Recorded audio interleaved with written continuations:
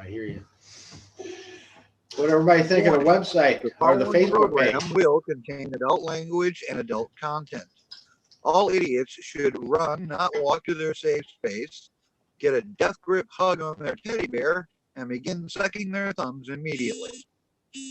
Or whatever you prefer to suck. We don't judge.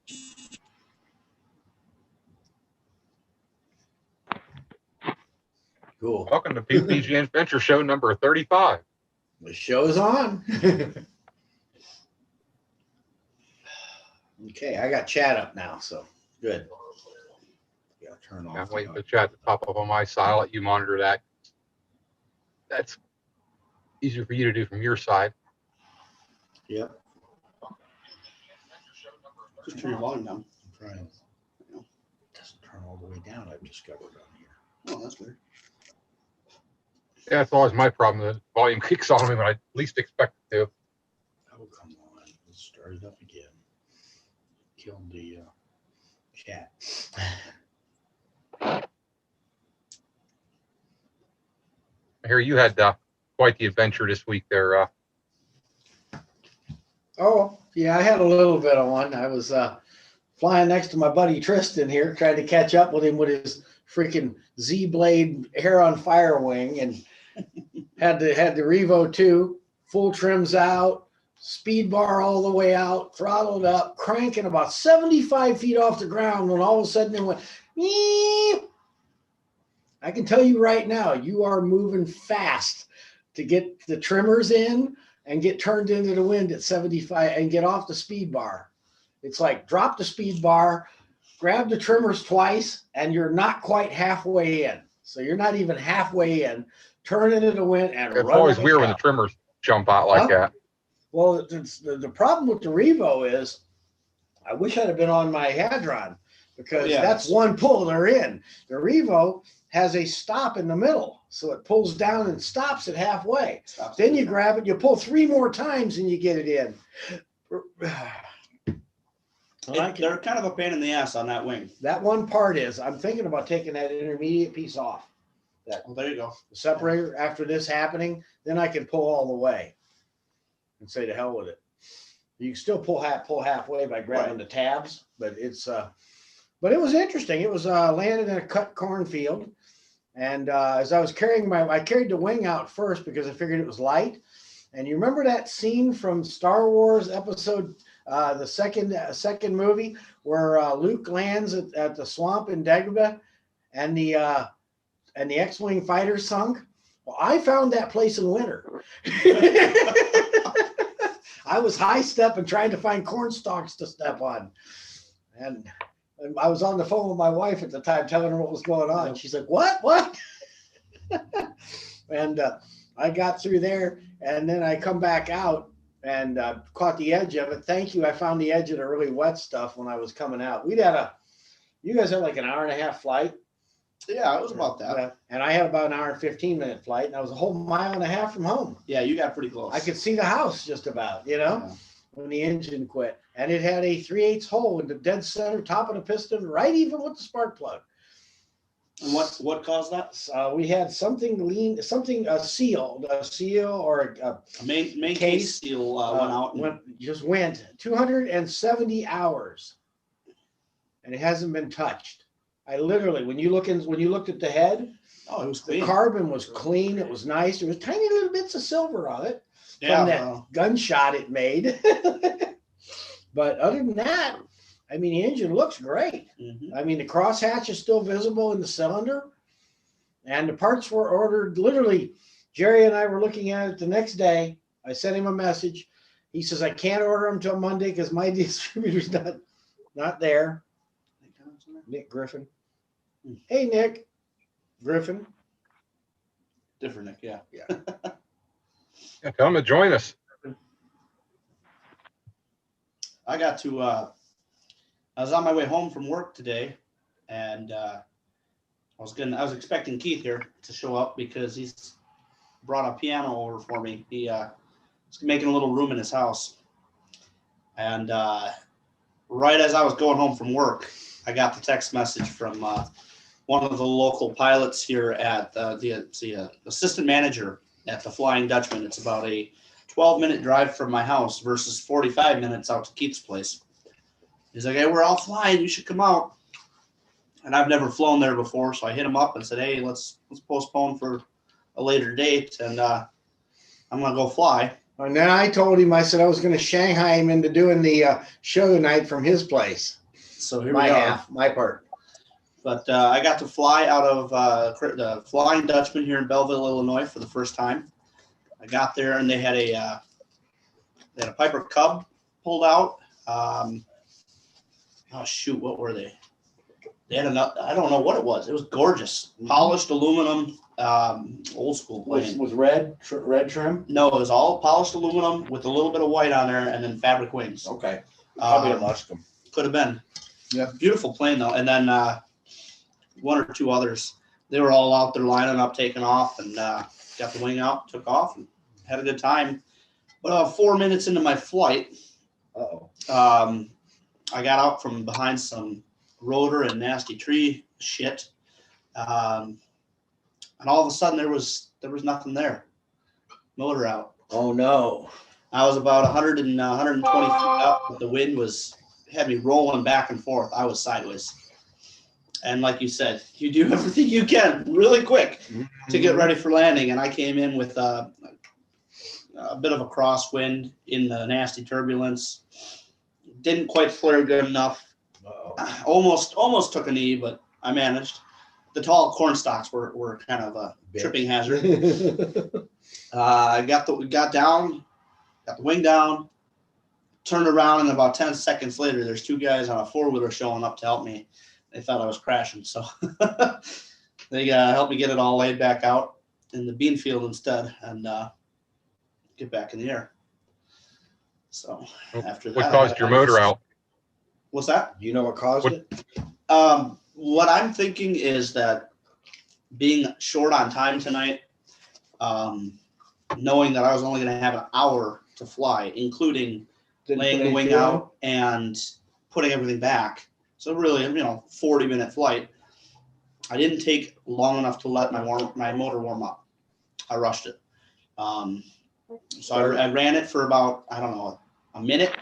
And then I did a full throttle up and down and back up again, and no issues. Took off just fine. You start good now? Oh yeah, I fired right back up and ran fine. Okay. But it was not expected. Not expected. So I know about that. yeah, yours was what, 2 days ago? Yeah. Nick's last one was over the ocean. What? Yeah. Yeah, 90 degrees to the horizon over the ocean. Flying the Nucleon Mm-hmm. on his Nitro No, the AC 130. No, the AC 130. I'm sorry, 130. Yeah, I was trying to remember which one it was. Wow, I always get that Casey, wrong. it looks like you could really use a shave. Yeah, he was shaved last year. Oh man, but yeah, He's sleeping. we got to watch a guy do like his fourth solo, I think, last Fourth Sunday. Yes, fourth solo. That was cool. What's funny is the guy weighs 260 pounds, and when the day he was going to solo, somebody broke the motor he was supposed to solo in. And he actually, just jokingly, it was offered to let him fly a mini plane with a top 80. And the interesting thing is, he did it. He launched a mini plane with a top 80 and flew it. At 260, Yep. 60 pounds over the max rating. That just proves Actually, It's a hell of a the run. top 80's got power. Then they dug, because the other one was really broke, and it was the end of the season. Jerry dug out his old Nirvana rodeo and got it running for him. And I think runs great. I actually flew it yesterday. Yep. It's a first high hang point I've ever flown with soft. Well, I shouldn't say that. I did 15 seconds in a trike that way. But anyway, that's another story. 15 seconds doesn't count as a flight. Well, I mean, if it was quite exciting. Okay, 15 seconds. Okay. But anyway, He did. He got it in the air, and now he's flying the same basic thing I have with the Moster 185, and it he does good with it. Finally going to get my trailer fixed. Got permission for this guy to do the welding and steps and that. And JD, our big composite guy, is going to do my fiberglass side, and I get to do the rest of it. And the insurance is going to pay us for shop rate. That's just crazy. They'll let you do that. Well, it's what choice do they have? They don't know any place to take it. I tried. I had a shop that was going to do it, and when they realized how much work it was, the guy didn't want to do it. Yep. Told him it was too big of a job. So there's nothing I could do. I asked him, I said, I got an idea. If you guys have someplace, I'll take it there. Believe me, I'd rather just get it fixed. And they're like, no, we really don't. And he said, they wouldn't give you an estimate. I said, no, he didn't want to do anything once he realized how much work it was. I had another place that'll give me an estimate, but they don't know that they're going to do it. And they're going to charge $100 for the estimate, even if they don't do it. And is the insurance company going to pay that? No. That's what I thought. So how about this idea? And this one I said, can I job it out? I can do some of it and have other people, and they're like, people who are qualified. And they're like, yeah, we can do that. So hopefully in a few days we'll have all the numbers together, and I can get them to cut me a check. Yeah. Then Yep. That's a lot of work that thing needs. It's not as big as you think. My part's just bolting some parts on. Yeah, the most work is going to be. Then the truck. The truck's gonna be the worst part. Not my problem. That's going in the shop. They got a mirror for me. We're supposed to get that put on, I think, the next day or so. And then they've got a guy that specializes in the aluminum bodies. And I said, do you mind waiting for a week or so? And I said, no, that's fine, as long as we get the mirror. He says, so then he's going to do it. So they're not totaling it. So, hey. I figured just jack the steering wheel up, slide another truck under there. Preferably a 4-wheel drive. Proved I don't need a 4-wheel drive.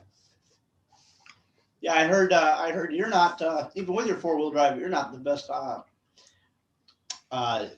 in sand, low sand.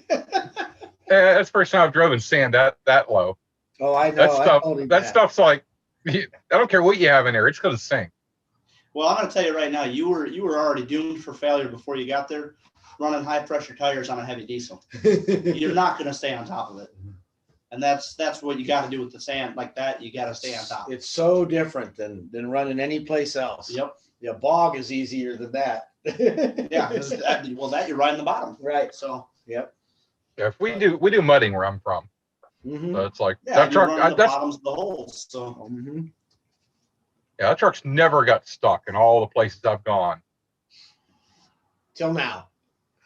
But it earned it. I mean, Yeah. It earned it. That was some really super, super fine soft sand.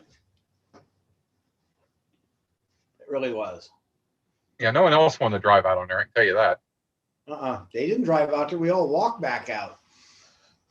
We got it dug, let the air out of the tires, and it backed right out. Mm-hmm. Problem is, those are brand new tires too. Uh-huh. I probably didn't hurt, I think if it had been the tires I used to run on that truck, I think would have done better. They're a little bit wider. Okay. You know what that is, Nick? It looks like the good half of a prop. Nope. Let's see if it'll show. Turn it a little bit. There you go. I don't know if you can really tell what it is, but it's delaminated 100% on the back half there. What the hell? Damaged here, and then on the back side it split all the way down across. That is my first broken prop. Not flying. But I was just say I did not break it while flying. It doesn't count then. Well, then I've never broken a prop. It doesn't count unless the thing is spinning when it breaks. It gave me a kick in the ass to get that new 3-blade, and I got the new E-prop 3-blade on there. So what do you think of it? I like it. It's a different sound. Oh yeah. You really it takes probably 3 flights to get used to it. it really sounds a lot closer now, like to the that big one we were looking at with the Boxer 220. It has Where we said more it- of a roar. It Yeah. sounds more like an F1. F1 race car. Yeah. Instead of sounding like a propeller, it sounds like an Italian engine now. Mhm. Which it is Italian. Engine. Right.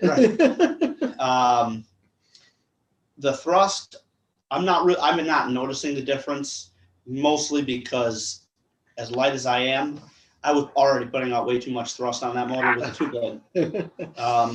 If he let off, if he stalled it, dropped and hit the power right as it recovered, he'd loop. Oh yeah. That's what. When I wanna see that climb out, maneuver I'm done. climbing out like that. At least on that universal, the new wing I got from Tom Kubat, the 18-meter Sky Z blade. I'm not climbing anywhere near as fast, but you're talking about a much more advanced wing and a much smaller. Now, to be fair, I'm flying my Revo 2, What size? 23 meter, and he still out climbs me 3 to 1. That is not fair. No. Hey, Nick, you can do it too. You just gotta lose the belly. And get a bigger engine. Yeah. I'll buy that boxer and then I'll beat you. What's that? I'll just buy that boxer and I'll beat you. He might. You buy that boxer, and it's gonna disappear. It's gonna be in my garage. I like You have to flying. get it out of my I trailer do it first. all the time, but that'll really make it easy. I think with that boxer, I could probably fly the seed. Yeah, Oh yeah. it's a hell of a run though. Yep. I can tell you what our instructor said flying his Z blade. Jerry, who flies a 14-meter Viper as his daily driver, said this wing takes off and lands way too fast. Yeah, he didn't like it. He That said part. he did not like the takeoff speed, the landing speed, and he's a fan of a heavier brake, but that's the big downside to this wing is heavy brakes. I have a sore arm by the time I'm done. My left side is shot. That's because he doesn't know how to fly straight. Fly straight. If I wanted to do that, I'd do it with an airplane. Why would I fly an airplane straight? Well, because you're not going to do barrel rolls in your little airplane, are you? Why not? No, but hammerheads and spins. I'd like to see you do a nose down spiral in that. I've done it. Oh, you're Ask crazy. Jerry and them. I'm out there one day before I was soloed, and Andrew and Jerry were flying, and Jerry out there doing it, and Andrew and Jerry both did a nose down. So I'm about 1,500 feet, and I just whipped it around into a nose down spiral for about 3 turns. And it's like that thing picks up speed really quick. Faster than it's rated for. Oh, no, I was still under V&E, Yeah. just and do a gentle pull out. Yeah, gentle. Good luck. You do exactly what you do. But oh man, everybody's been asking me about my trip. The guys I know, and they're like, I'm telling you right now, if you didn't go, you missed the trip. I said this was the best trip of my lifetime till now. Yeah, but Next year's going to be better, right, Nick? Oh yeah, Yeah. it's going to get I even think a crazier next factor year. I think a big factor for that is the fact that you literally hit the road for 3 weeks. Yep. It may not have been planned that way, but that's what happened. It ended up 3 weeks. Weeks And of was it flying, 5 different flying sites, major flying Yeah. sites. Yeah. meeting all the different people, eating all the good food, having nice, warm fun in the sun when we're up here with a blizzard. Finally got to hang out with Michael Roberts and Robert Michaels. I always do that. Robert Michaels and Mo Shelton. yeah, all those guys. It's the like, price he pays for having 2 first names. yeah, no kidding. I know. But Anthony Peregringo, who I've known for a while, and I've hung out with Sean some, but hung out with Sean a lot on this trip. Neffinger, that was good, fun. Just a lot of people we got to meet, and all all over the place. Flying with Anthony Velas and with him, that was a good time. Yeah, being in the air with Anthony's scary though. The way he flips that wing around in front of you. He flies like Tristan. No, he's worse. I was up there. I took off and he was up in the air. Next thing he went past me. I'm like, what was that? I just seen a white streak. He was flying the go fast. Chin carve? No. Dudek. Snake? No, fast. Tell him what's his hot wing? God dang it. I can't remember what the hell that thing is. I know it's fast as hell. It's their hottest wing. Hmm. Yeah, he's launching an 18 meter at 4,000 feet. To each his own. Casey, what are you flying? Mojo, Mojo. How you like it? Power, Ozone Mojo. Power, I think it's a 22 meter. Okay. Yeah, I was kiting today. It was too windy. 60 degrees out there. And it was too windy. It's probably 8 miles an hour.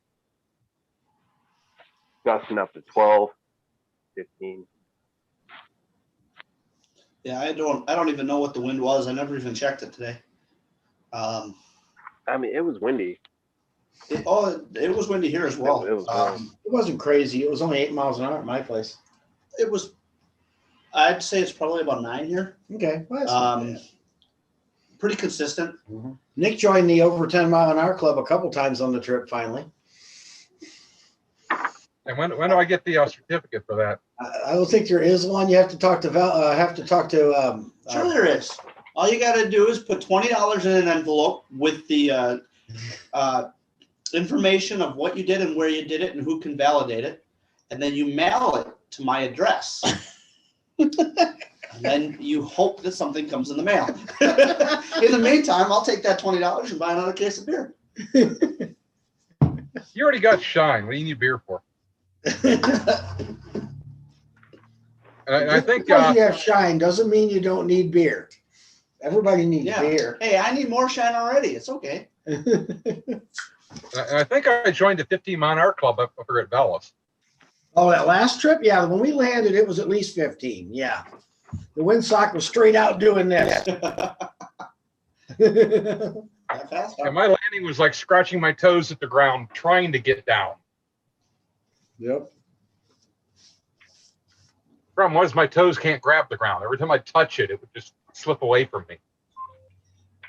Well, you remember my first approach, I got within about 6 inches and then I was about 3 feet. I went, well, hate when I'm that going shit around. I happens. just went around. No big Well, deal. yeah, but do that on a day with when you come in with no power. I don't do that. On Yeah, you don't come in without power. I mean, let's see, when was that? Yesterday? Crazy Uncle Bob did a super chat, $5. Greetings, fellow deplorable infidel flying squirrels. Thank you, Uncle Bob. Crazy. Flying squirrels. Mm-hmm. Well, I've been called worse. Mm-hmm. Oh, yeah. That's a good one to call you because you're like a squirrel.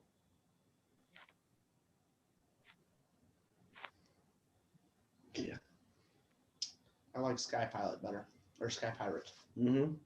Yeah, that's taken in Florida, though. Yeah, well, they're in Florida. I'm in Illinois. Mm-hmm.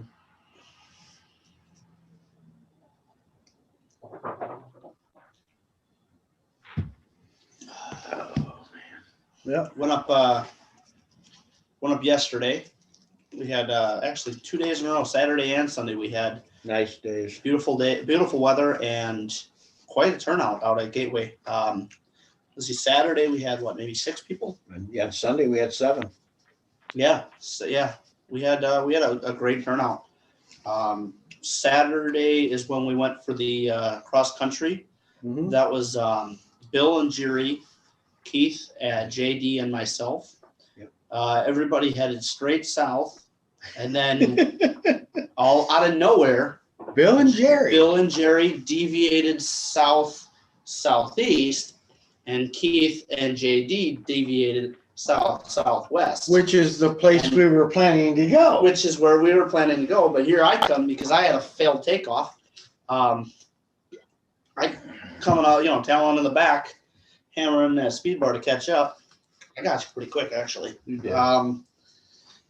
And by the time I caught up, the other two gliders were just about out of sight. We hit a friend of mine's place called Scoop. He's got like 5 runways, grass runways, a big pond with some beautiful stuff in the place. middle.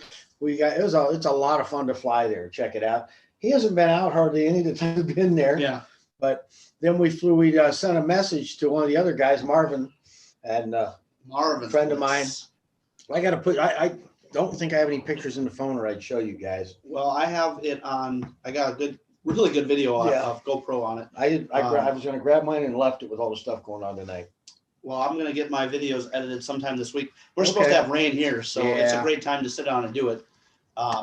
Or try and get some video stuff put together and post that. But he's got a beautiful layout, all custom built. I'm gonna call it a mansion. Well, he's got It's just gorgeous. a concrete runway. Yep. It's about 50 foot wide with lights and a taxiway. Mm-hmm. That's unfortunately only about 100 feet from the trees.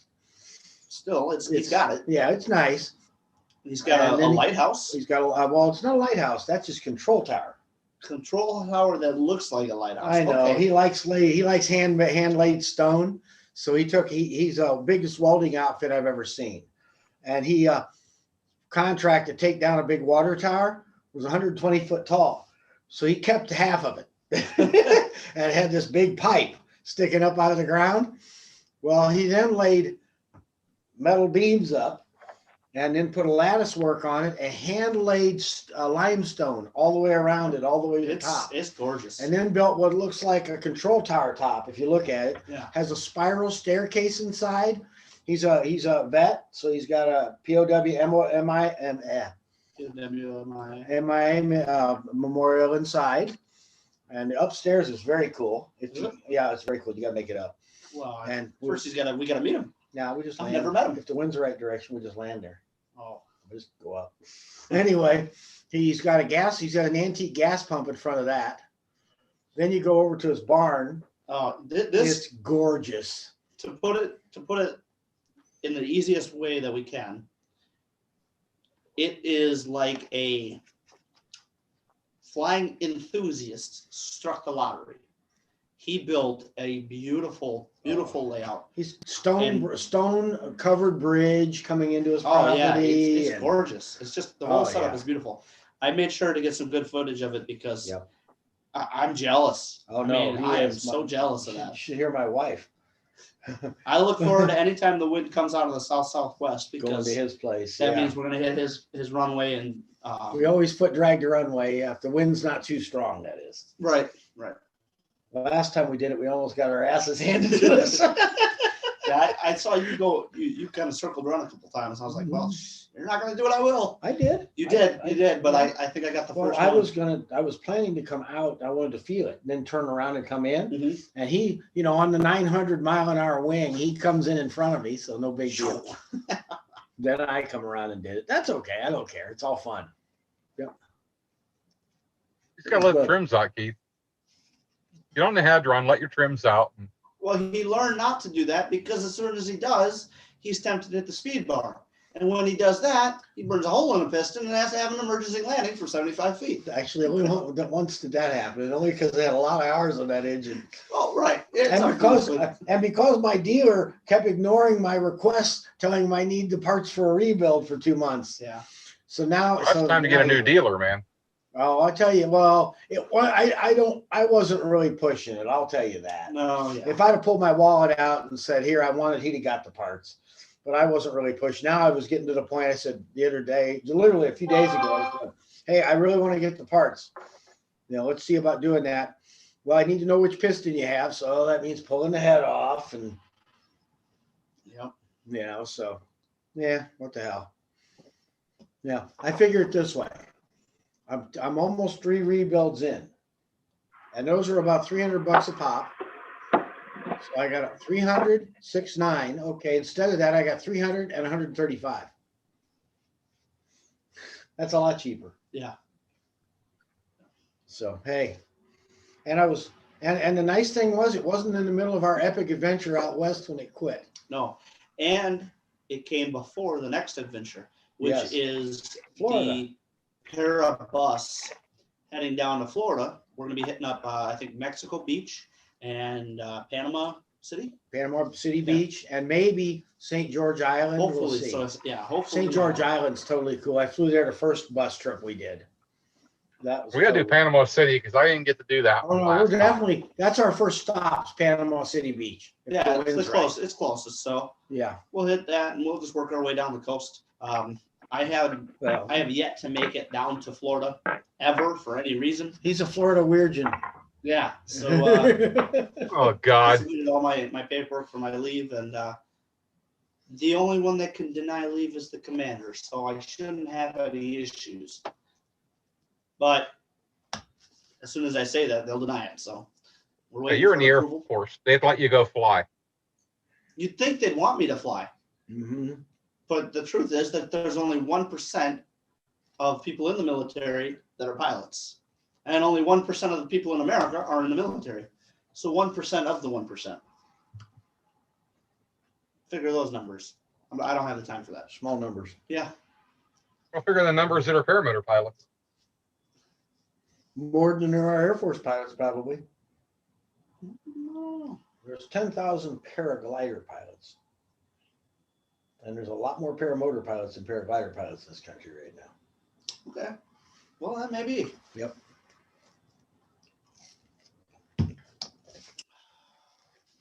Looks like we lost Crazy Uncle Bob. Yeah, he's on the road. He drops in and out. Oh, okay. Actually, he sent a message earlier. A truck parked beside him and shadowed his signal. Okay.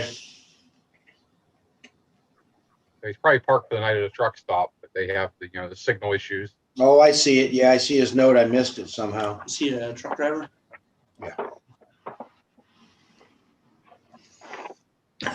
So hey Casey, what'd you think of it? I'll ask the guys online too. What'd you think of the Facebook page we put together? It's good. That's good. I just thought The that PPG picture was shot when we Adventure, were at the Arizona Flying Circus, and it's like it was kind of a really rough and crude looking adventure group in that picture. So it's like that kind of fitting.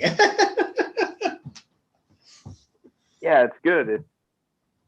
It's Yep. kind of refreshing. I mean, you see a lot of like on paramotor, it's like a lot of stuff for sale. People going out, I like it because it differentiates. Like it's different than than the normal stuff you see. Like I don't know, it's just documents your time out there, that Sure. I don't get to do. So it's cool.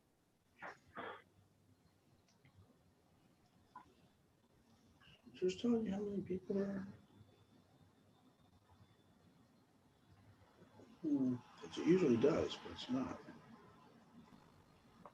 Yeah, YouTube's been really weird with some things tonight. Yeah. Best few weeks. Yeah. I'm not used to not having my three screens in front of me. You get spoiled by that. Although on the trip. By having a on whole the command console. Yep. I know. I hear you. Now I'm back in the trailer with one laptop. Yep. Well, you'd always pull the other laptop out. Oh, there's No bandwidth. four of them sitting. I got four of them sitting on here. I just don't have enough internet bandwidth to run them all. That's what I was just thinking. Bandwidth. Yeah. Now we did have that problem in Florida, so when we're there, we'll have a good.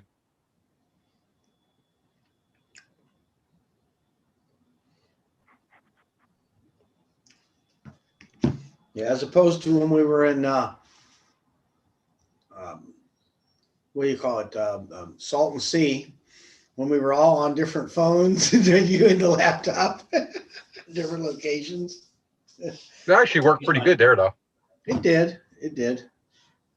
I had my app up, but I forgot to restart it afterwards. As you can see, I did not land where I intended to land. Oops.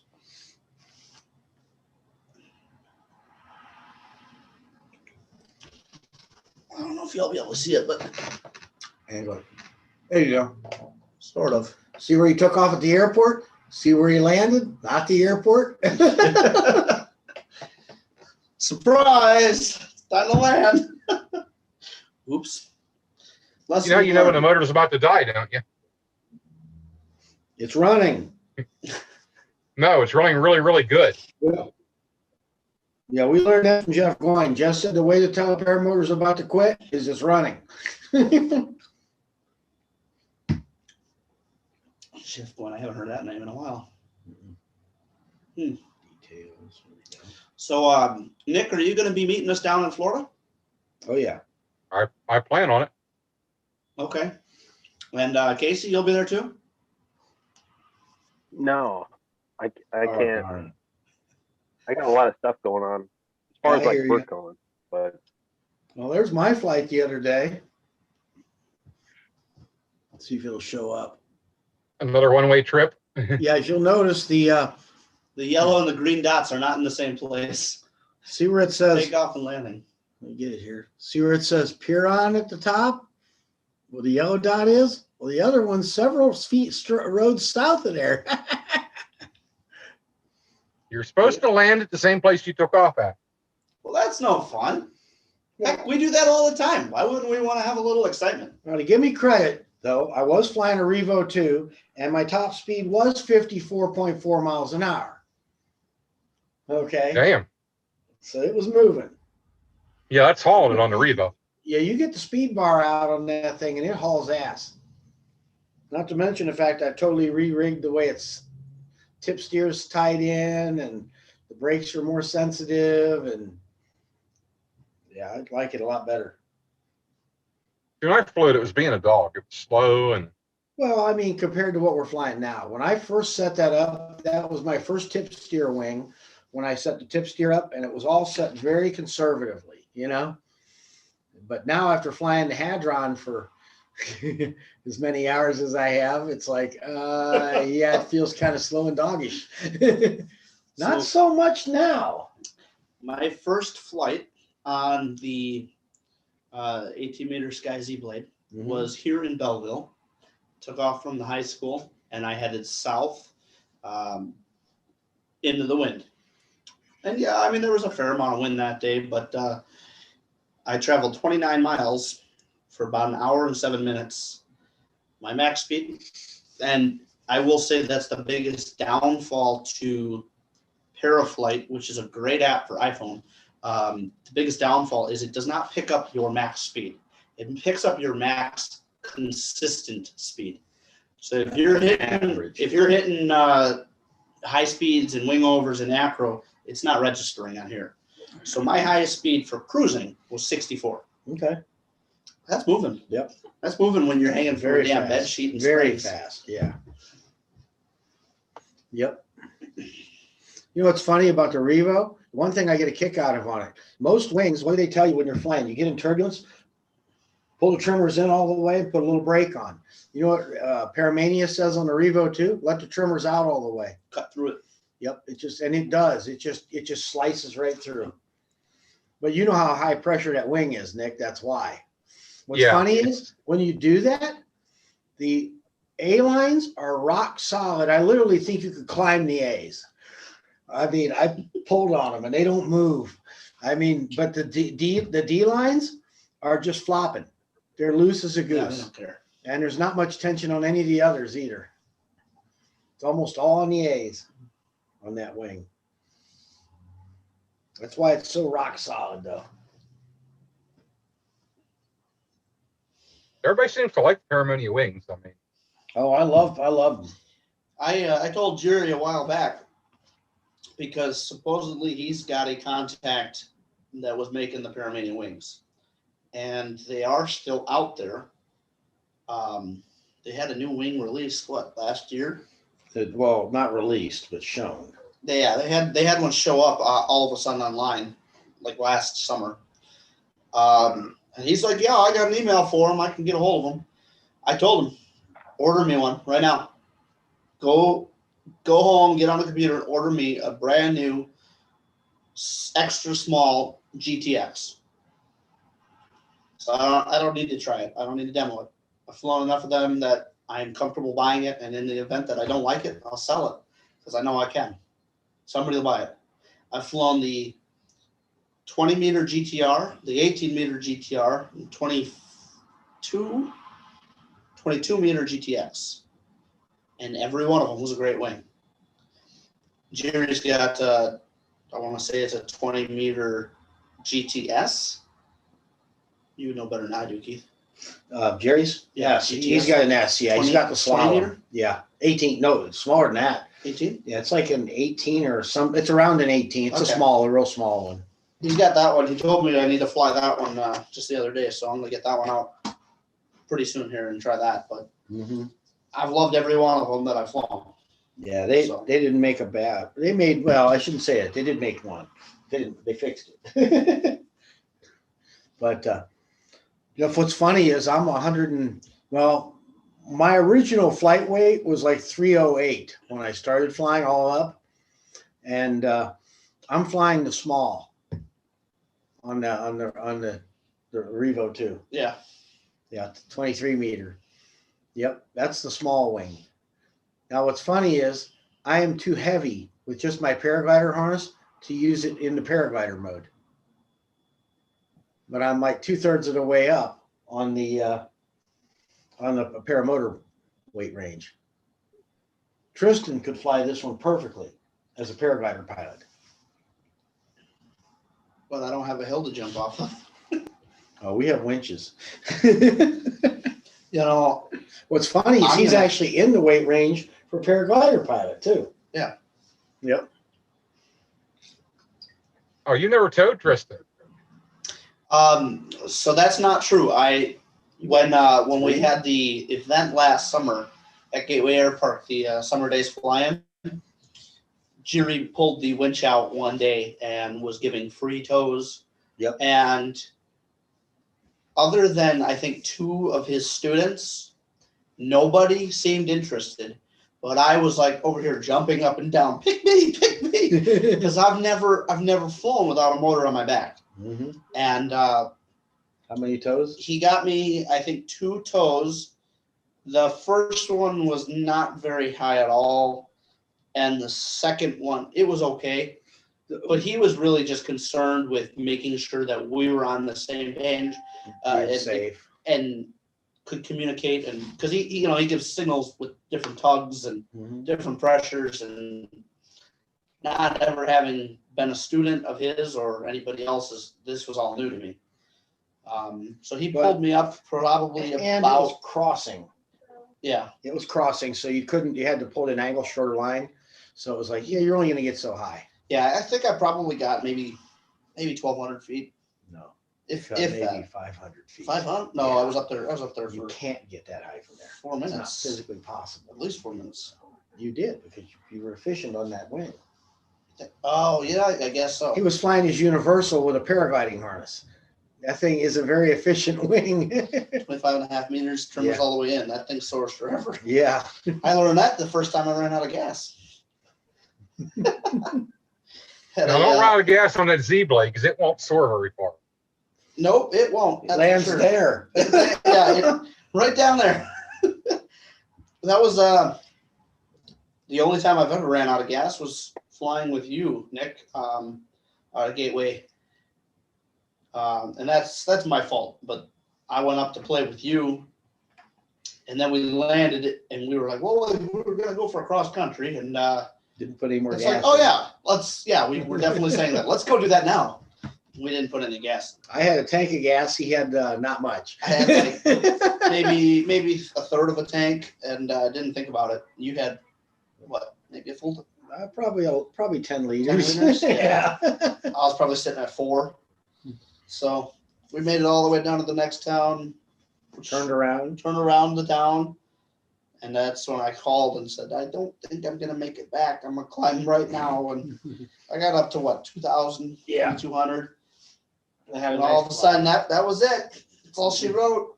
And I thought I'd be landing in that field right there. But we made it a few miles. I'm flying ahead going, no, you got a long ways to go. And I finally told him a field. He says, I can't make it there. I said, oh, yeah, you can. You're going to have to burn off altitude. And I did. Damn near was doing wingovers to get down where I wanted. But it was the perfect place to land. Well, yeah, it was in the middle of a very, very rural cul-de-sac. It was a whole, probably 2 city block area that was beautifully mowed and empty. And so we just burned off that altitude between some houses and soared right in.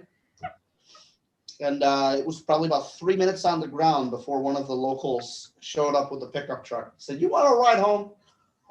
Actually gave him a ride. I was calling the field on the phone to get somebody to come get him, and he says, "Hey," he says, "cancel that." And I'm like, "Cool." The only downside to that is that anytime you need a ride back, you got to buy the beer. That's it. No. There were several people there that day too. Yep. Oh man. Well, it's like last year at Swanee. First Yeah. time flying the new wing, I ran out of fuel. Yeah. Yep. Landed in the 4-wheel drive tractor ruts. Did you stay That was upright? scary. Yeah, I stayed upright. I did a crosswind landing between power poles in a ruddy field. Mhm. Mm-hmm. Sounds like mine yesterday. Mine 2 days ago. Because as the closer I was to stop, the more certain I was going over. Mhm. And right at the end, I'm like, I'm gonna make it. I'm not gonna go over.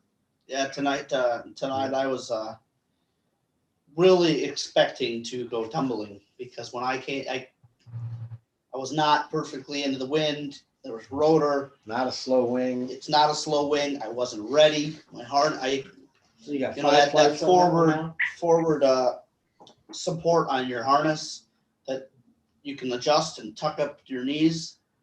That kick plate down there, I had that pulled real tight, so I'm sitting in a bucket seat, which means I'm not going to be His able to legs are stand. way out front. Yeah, I'm not going to be able to stand up quite right unless I loosen that up. And No time. I was like, yeah, I'm not taking my hands off these brakes because the rotor coming through those trees had me completely sideways, both directions, and I leveled out, kind of do a little swoopy landing, if you will. But it was hot. It was hot. Yeah. That's the fastest landing I've had on that wing yet. How many flights have you got on? Like 5? That's one. Well, 2 tonight, Yeah. but that was only one. Sunday at your place, Saturday at your place, Friday at your place. One other flight there, and then one here in Belleville. So 6. So this was the 5th flight. 5th flight. Okay, Yeah, that's right. I right. called it. Yep. And then my 6th one was after that, taking off from the beach. Not a whole ton of experience. No, then with it. no. Yeah. I mean, the other day, I will say I actually had probably 3 flights because I landed and took off several times, but Sure. they was. Hey, by the way, don't do foot drags on rough concrete. Marvin's runway's a textured concrete, and I come in and I did a foot drag, Dude, so did I. and Oh. and I had to grab my legs real quick and pull the brakes to not end up on the ground. I came zooming in there. I was cooking because I was like, I gotta cut through this wind. Usually, I come through there and it's damp. But I think the last couple of times it's been a little damp, so you don't notice it as much. Your foot I've slips never a little noticed it. more. I definitely had one of those. Oh yeah. My feet swung back and kicked the frame. I was like, what the hell? Yep. That's when I decided to do a 2-foot foot drag instead. Well, I was actually doing a 2-foot. That's the problem. Oh, no, I dropped all the way down on purpose. No, I usually will do 1 and keep it light. And I was for some reason doing a 2-footer. No, I mean, I was, after that, I stayed 2 feet off the I ground. meant 2 feet touching the ground. Oh, no, I don't do that. I did that on soft ground usually. Yeah. Sometimes. Through the grass field. Yeah. Sometimes. But that's more like skiing. Like your power slides when you land. Yeah. I Oh, love doing yeah. that. I love doing that. Come in I and just- swoop in and just slide to a ski to a stop. I'm gonna have to wait for a night where there's a little bit of dew on the grass out Oh, there. that's fun. And I'm gonna try and land that at neutral or trimmers out. I'm a ski for a minute. Yeah, I hear you. What's funny You're gonna is smoke that thing in. It'll probably still slow down just about as good. It's just going to be faster to start. I don't know. Pull the brakes. I mean, I you'll don't be know. surprised. It does not, full trimmers out, grabbing brakes, it is not as responsive as trimmers in. That's weird. It's Usually much the more other touchy way. on the tip steering at that Okay. point in time. Okay. Um, Yeah, most wings I've flown are actually a little. The when you start letting the trimmers out, it gets heavier on the brakes, but they get faster. See, that's just it. That they're so heavy already. Maybe I'm just not noticing. And that could be you're not pulling as hard enough when they're out all the way. I know the Revo, I found that out. If I fly it beyond neutral and I use the brakes much, it gets real heavy, real heavy on the brakes. But if you stay in neutral or less, it gets fast. It picks up. Makes a big difference in how it performs.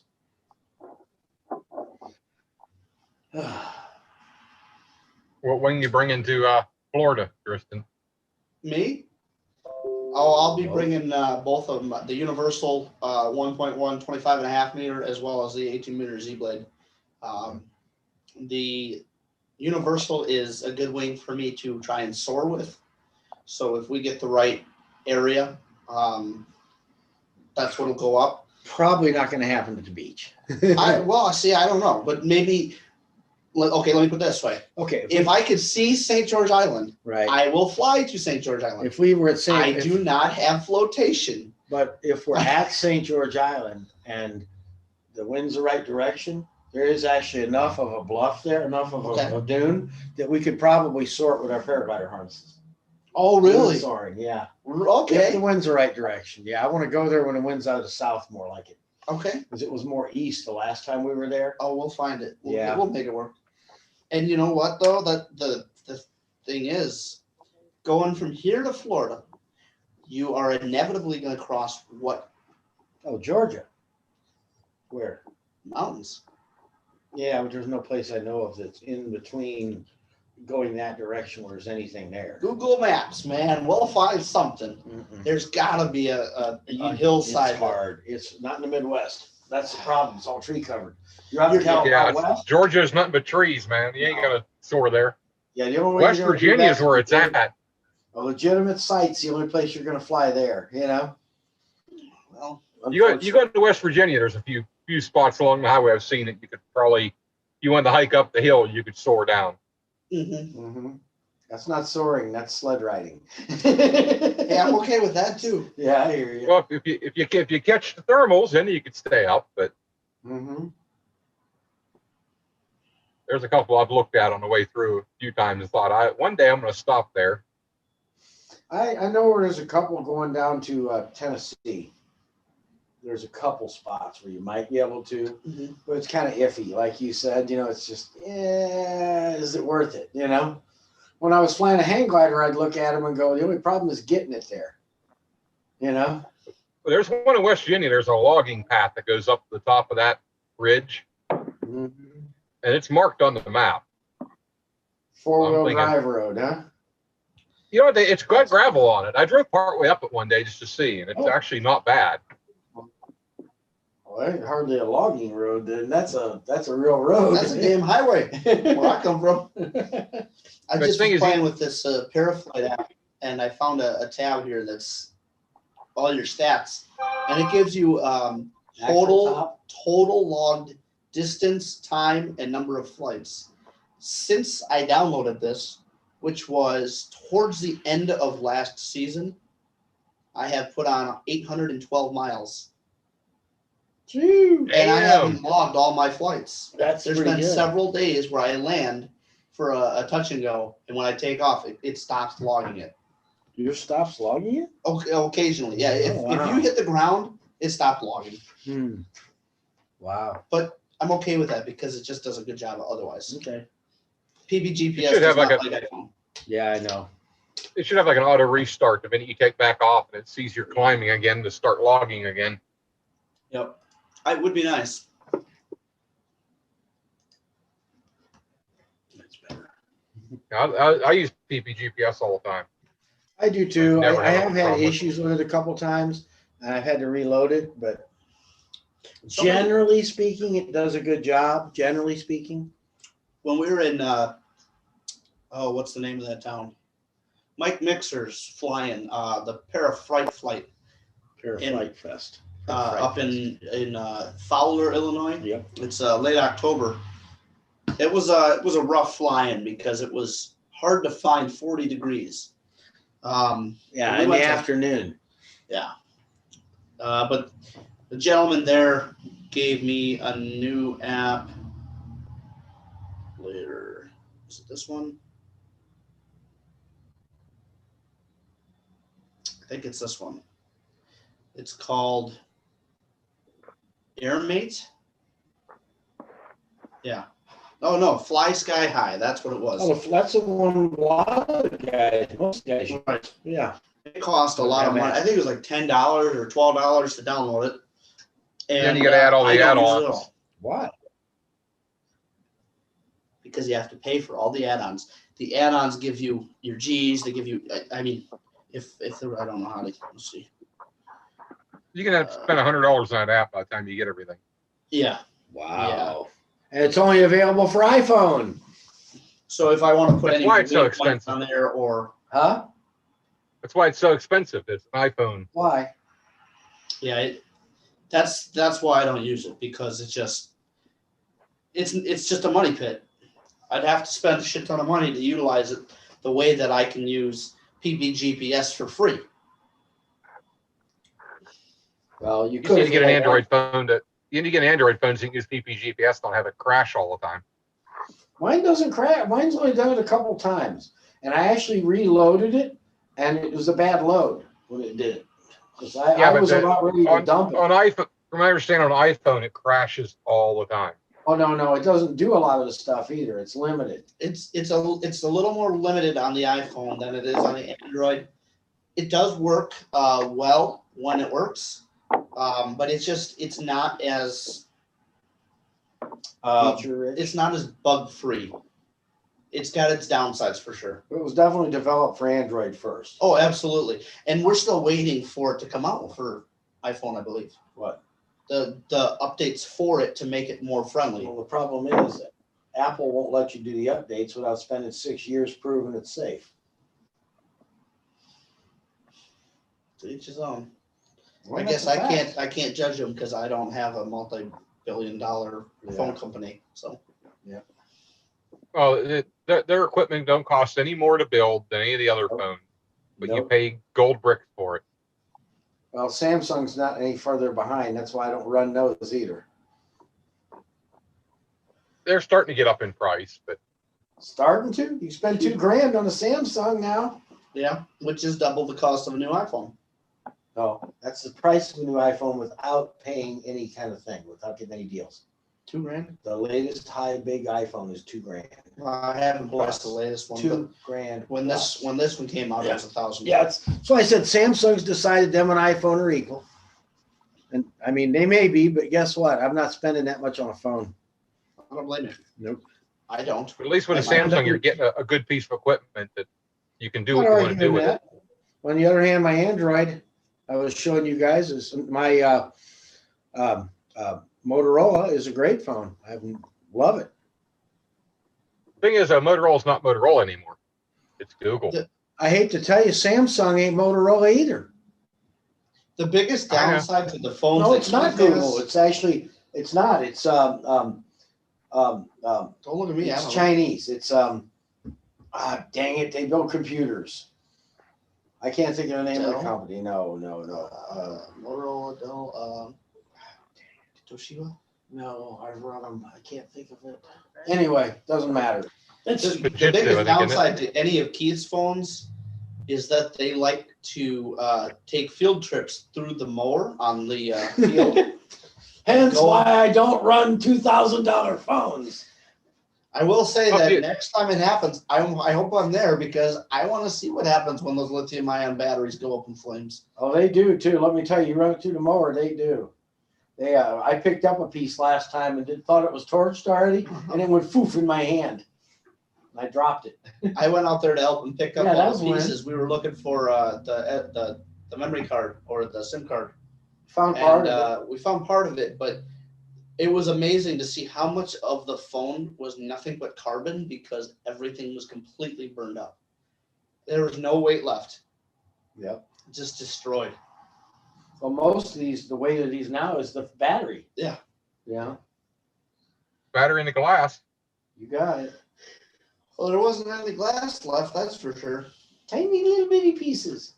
Here and there. Sprinkled like sprinkles. Yeah, it looked kind of like the aluminum on the head of my engine from the piston. Yeah. That's because you turned it into a blow furnace for 20 seconds. Yeah, you got to like really watch your tuning there, Keith. No, his tuning was on point. Yeah. It was because his main case gasket failed, and we were looking at it earlier in the day. We noticed there was a fair amount of oil on the exterior of the bottom of the case. And we're like, well, we're gonna watch it. You know, if that's the thing. If oil is coming out, that means air is going in. but the tuning was still good. Being a two-stroke, when it sucks extra air, Yep. it's going to have issues. Yep. And it Yep, did. it's It going to turned go it into lean a real blast. quick. Yep. Yep. It went from lean a peak to super lean. Yeah, it literally just it immediately detonated right in the center of the spark, right under the spark plug. Yep. And burned a hole in it. It happened so quick. It didn't even run bad. Didn't notice any change until there was nothing. And literally, when I pulled it over on the ground, you know how it is when there's a hole in it. You pull it, and you're like, "Oh wow, is there a piston in there?" Yeah. It's amazing. Well, your first indication should have been when the motor died, the prop's still going like hell. I have a clutch. It doesn't matter. It still goes like hell. Doesn't make any difference. Now, if I was Yeah, but flying, I bet the motor was still spinning when the prop was still going now. well, probably clutch it is- took a while. I'm sure it took a little bit to spool down. Yeah, probably. But at the same time, you're not listening for that at that point. You go, oh, there's no power. Shit, I'm 75 feet off the ground. Oh man, I'm full speed bar Downwind. and full trimmers Down. headed downwind. Your mind is elsewhere other than what's that sound? Oh, a free spinning motor. Yeah. Yeah, you're just, it's all concentration getting set up to land quickly. Yep. That's my least favorite part of flying. And that's why I never fly that low with the speed bar on. But you did it. That's the only time I've done it. I've probably done it 2 or 3 times since I've been flying, ever. This Yep. be a public service announcement. Don't use speed bar low to the ground. Thank you. Yep. That's it. You got it, man. Had we turned 1.5 miles earlier on our second leg, Oh, you'd made I'd that. have been right over the field when it quit. How? Probably climbing the altitude to go I was gonna say probably up at altitude, getting ready to find a very interesting way down. Yeah. I And then I would have done it with the engine off. That would have been fun.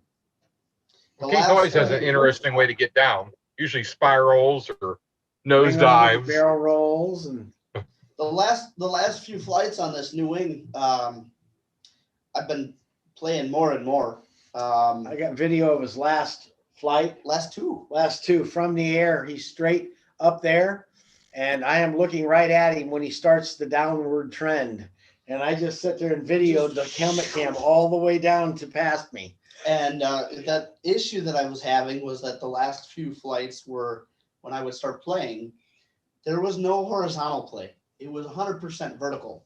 I wasn't getting complete wing overs because I was pulling for the next one too soon, and therefore just Reversing a split S. yeah, just down. I noticed I got out of the sky really quickly, but Mhm. I'm like, oh, it's a new wing.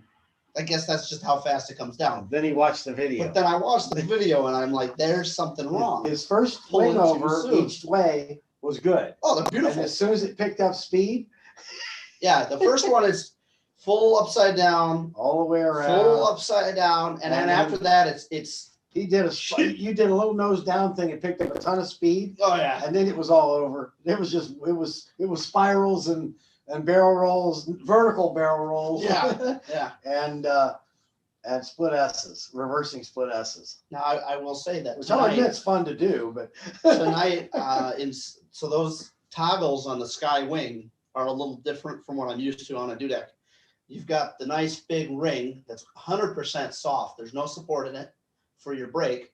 And then coming off of that is a fabric firm bar. And at the tip of the bar is tied into your tip steering. So if I have my magnets connected, I have bars that I can grab just for my to twist and just have Pull your twist tip bar steer. or twist steer. So tonight, while flying, I did a little experiment. And instead of grabbing my toggles for my brakes, I grabbed just where the toggles meet those bars. Oh, that's gotta be interesting. And I used those, and I will say I had much cleaner, much larger wing overs tonight than I've ever had on that wing. It's probably where they intend you to do it for. Probably. Yeah. I don't know, Ask Tom if he knows. I could do that. I've been looking online for the proper manual for it, and I cannot find an in-depth manual like I can for the Dudak wings. It wants you to Sky's really download hard it. to find stuff for. I went to download it because that's what they want. You want you to download the manual for each size. You download it and you get about 2 pages and it's in a different language and I can't do anything with that.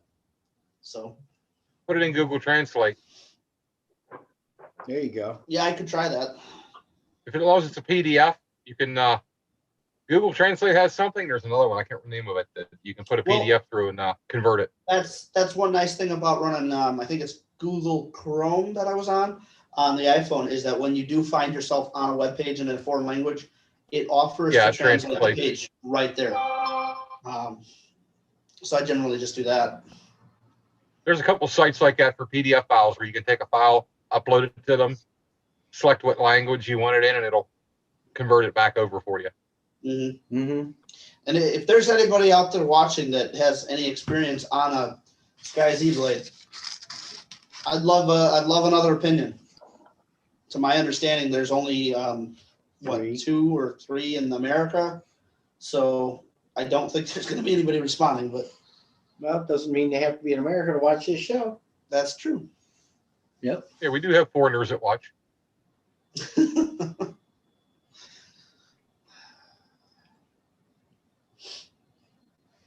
Well, I need another beer. You need a beer? Yeah, I could use a beer. One of those or one of these? I'll Or take either one. I got one other kind in there. Dark It's realize you got a size sitting behind you there, Keith. Huh? Look to your Oh left. yeah, isn't it cool? That's for if he gets out of line. Okay. Just kidding. So you're going to go out and mow the yard with that thing later. Oh man, it will do it. As long as you keep her sharp. Yep. Thank you. Surprised to see Try one of those sitting there. It's big. Let me I'll get. try the IPA. Is this a really bitter one? I don't know. Oh, you haven't tried it? I shouldn't drink your beer. No. Okay. I haven't drank it for a reason. I'm not looking for it. Okay. There we go. It's Oh, no. an unknown beer. Try it. Yeah. I'm gonna try an Alaska Bay IPA. Icy Bay IPA. Sorry. I see, yeah, okay. And I'm gonna have a classic. Keystone Light. Keystone. They're not the best beer on the market, but I tell you what, They are make it. cheapest. They sure make it easy to drink a dozen of them at a time. That's not bad. Oh, it could be worse. You could be drinking Natty Light. Might try it. Sometimes it makes it take some of the edge off. Right. Mhm. Perfect. What's You know what this trick is, don't you? oh yeah. And you don't dare let air get in. You let it slowly fill up.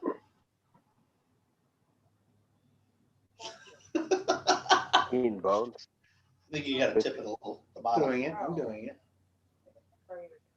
Try to keep the minimum air, Oh, just enough to let it in. You do it very slowly. If not, it blows up in your face. what in the world?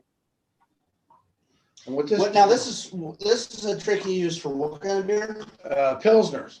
Pilsners. A If a Pilsner, Pilsner's too bitter, you even put a a glass very- over it, even flip a- it over. and it gives you the perfect head too.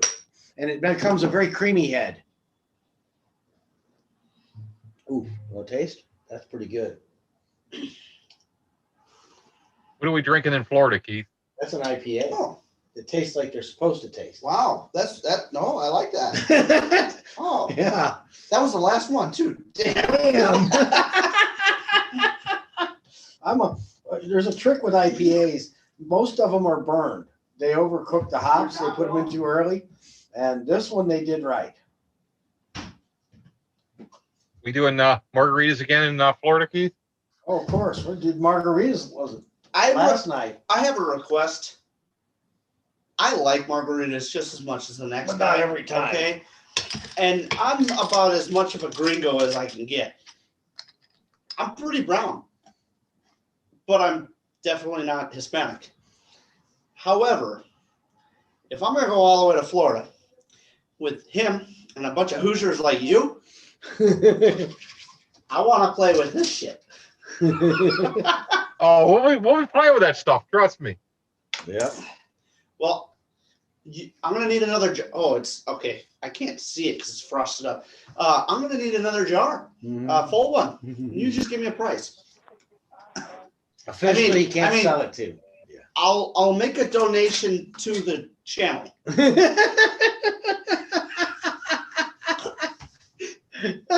Casey, have you had any of that? No. You Do you drink? Yeah. Yeah. I It's got something to look forward to. Um, It is not for everybody. This is 98. 198 proof, which is 98% or no, 99% alcohol. 99%. Oh. But it's not Everclear. It's very No, smooth. Everclear tastes like shit. This tastes good. It's just Yeah. very Everclear's harsh. cool. Well, it hits your lips, throat, mouth, and it belly. warms you all up.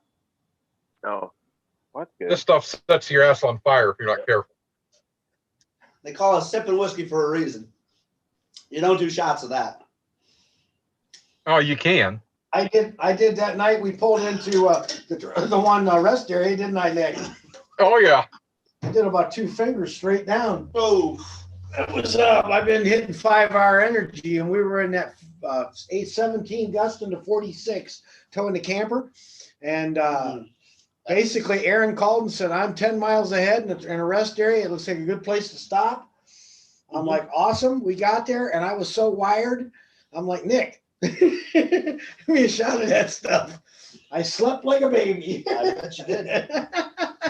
I can tell you right now, I would not be pulling a camper as big as that with Oh. a truck as small as yours in that kind of wind. Wasn't And the intent. It's not that you have a small truck or a Mm-mm. huge camper.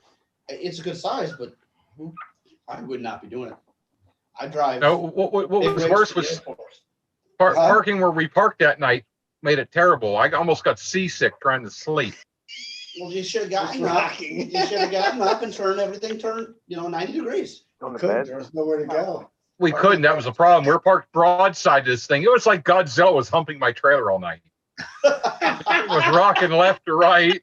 Oh man, what a definition! What a description! I didn't- Godzilla was humping the trailer. Now, I will tell you, Nick, I didn't even notice.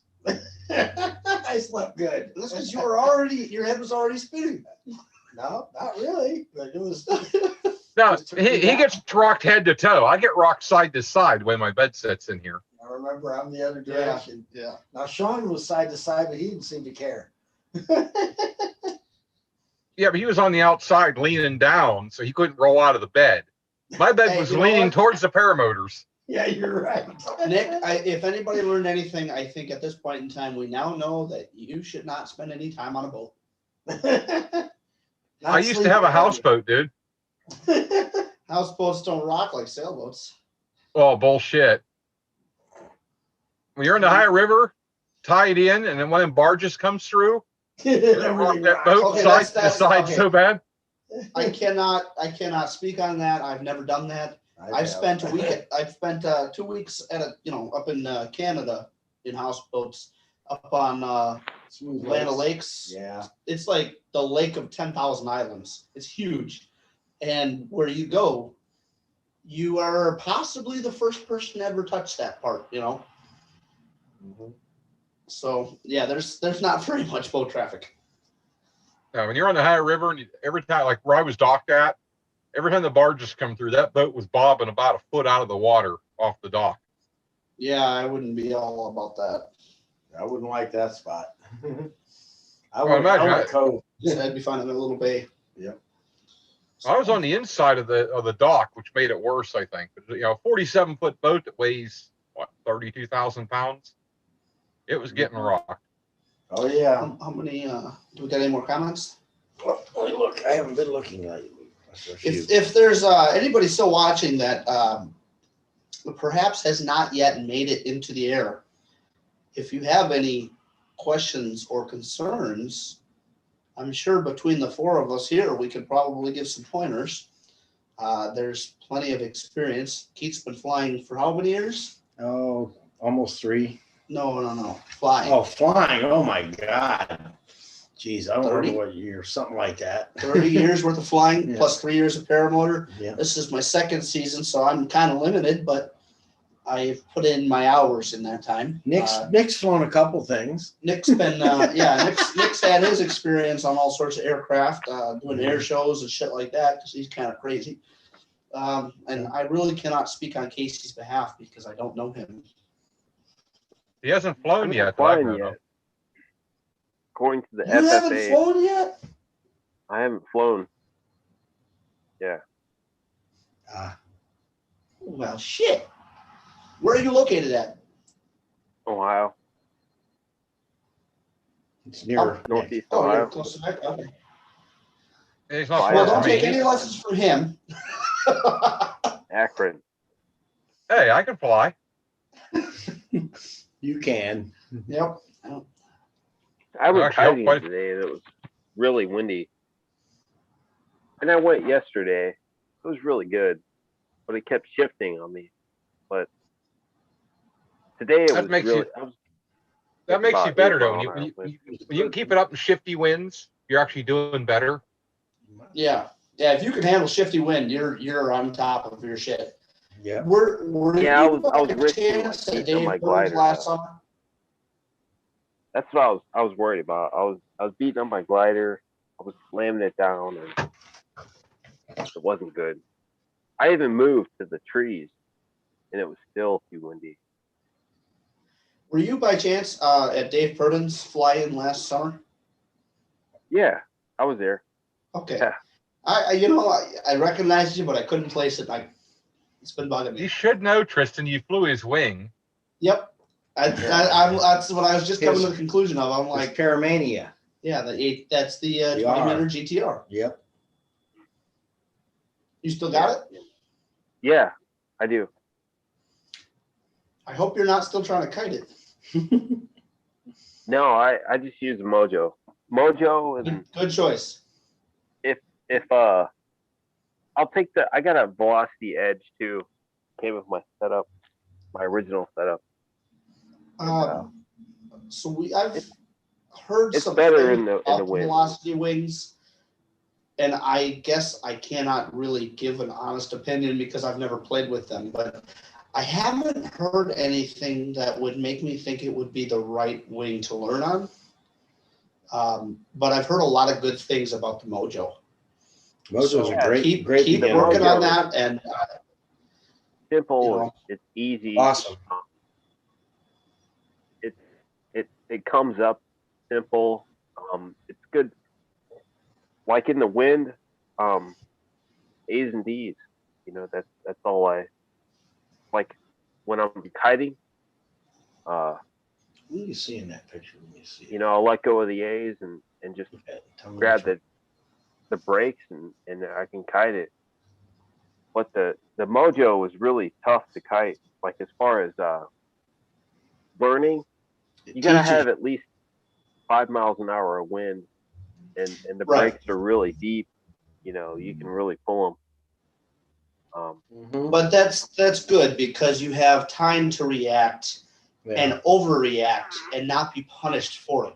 Now you get out that GTR and you start trying to kite that, you touch the brake and that glider's going to spin around and dive and you're not going to have time to even think. Yep. It's a totally the opposite of that Mojo. Yep. That Mojo is going to move nice and slow. You're going to have to exaggerate your brakes like you're saying, and Mhm. that GTR is gonna make you mad. Yep. Because you're going to be like, well, I was able to do this all day yesterday with no problems, but I can't keep this thing in the air for 2 minutes. Yep. And I think the biggest problem people find when kiting is they get out there and their goal is to get a wing up and keep it up for 20 minutes at a time. And that's not what kiting is about. Kiting is about learning how to control that wing and gently bring it up to where you want it and bring it back down. And if you want to bring it over to the left or bring it over to the right, Mhm. learning your movements, learning your steps, learning to turn when you're, if you're reverse kiting, you need to be, and it shoots off to one side, you need to turn over there and give it a little break and step. Kyle Lowe, I just watched one of his videos the other day, Mhm. and was it a new one? Yeah, it's fairly It's new. a fairly new video, and it was all about kiting, and he gave some excellent advice. He pointed some things out that I hadn't even thought about after flying for over a whole season. Mhm. So check it out. If you're not already watching the Kyle Lowe videos, look it up. Yeah, you know what It I started miss off with him is and his Woody- pickup truck. So the Woody gamer tag videos. But he had his run, and I thought that he had some really down to earth points on. Oh no, What he Woody's touched early videos were awesome. Yeah, is this what he used? No, Woody gamer tag. Oh, game tag, yeah. yeah, and I kind of miss that. Like now, I have an instructor, and so I don't want to watch too many videos of like. He's like, remember what I said? And so I stopped watching videos. Like I watch here and there, but I don't watch like Tucker Got. I like Tucker's watch, videos. He makes great content. He's a good pilot. Yeah. But maybe I just haven't dug deep enough. I have not found videos of his that are truly instructional, guiding you into the air. That's where Kyle Lowe stands apart from him. Same thing with Tom Kubat. His videos are great content, great flying, great pilot, but I'm not watching them for learning purposes. I'm watching them to see other people flying. So, definitely spend some time scrubbing the videos that Kyle's putting out. Yeah, I watched. You gotta find a good pilot local that you can go out and kite with, because they'll make little pointers. James Kohler, he flies. He's been flying probably since like the late '90s, and he wants, like, he's got a GTR also, and he's like, bring that GTR out, and it totally messed me up. Like I brought it. This is to Wadsworth Airport, and it totally was different than what I was used to. And I wasn't intending on flying it, at first. And he's like, bring it, that's the best wing. And I'm like, okay. And it was hard to kite. It really was. It was sensitive. The brakes are sensitive. You got to really watch it's more based on weight movement than brake input. It's a high performance wing. It's gonna be real twitchy no matter what. It was hard. Like when I got it, I was like, wrong. It's not a bad wing. It's a great wing. It's a little dated. When did they stop selling them? 3 years Wow. ago. 3 years ago. And in that 3 years, I mean, we're in the prime time for flying paramotors. 3 years worth of technology is a lot. I mean, just look at phones and computers. They change every day. And this is no exception to that. Now we have full reflex wings that are so much safer and so much more advanced than what they were flying back in the early 2000s or 1990s, because, I mean, with those wings, you just might die. Not that you won't with these, but it's different. Not with a Paramania. I'm not saying a Paramania is a bad wing. I'm not at all. I'm just, They made one. there's definitely been some advances since then. Doesn't make it better. Still one of the safest wings out there, Paramanias So- are. You think so? I take out Absolutely. I'll take I mine got out in the worst conditions, my Revo 2 over any wing I've ever flown. With the trimmers Is out. that all just the because way. it's high pressure? That's designed for it. Yeah. Designed to deal with conditions. And it's also designed to be able to be flown by a new pilot. Yeah. And it'll I'll be tell you that. wing. Yes. I'll tell you that Luna 2 though. Yep. That was Revo, fun. I like that wing. Well, on the other hand, if you remember correctly, there was a lot of tie-in between the designer of that and the designer of Paramania wings. That's why it felt an awful lot like a Paramania wing to me, but an updated one, you know. I It tell did. you, the minute I got that thing in the air, I knew it was a wing for me. In That's the a good first wing. minute It or really so. is. It's a great wing. When is yours supposed to arrive? When he orders it. Hopefully here in the next week or two. Okay.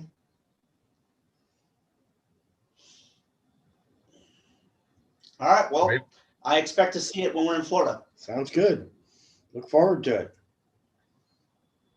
If I get home between now and then. Oh, you'll be home. There's plenty of time. You know, I'm going. 24th, 17th. No, 20. I'll be in. 25th. 20 I'll be in Florida next week. And then I have to go back to Georgia to do a job, and then I either get home or I go right back to Florida with you guys. 24th morning of 25th. Mhm.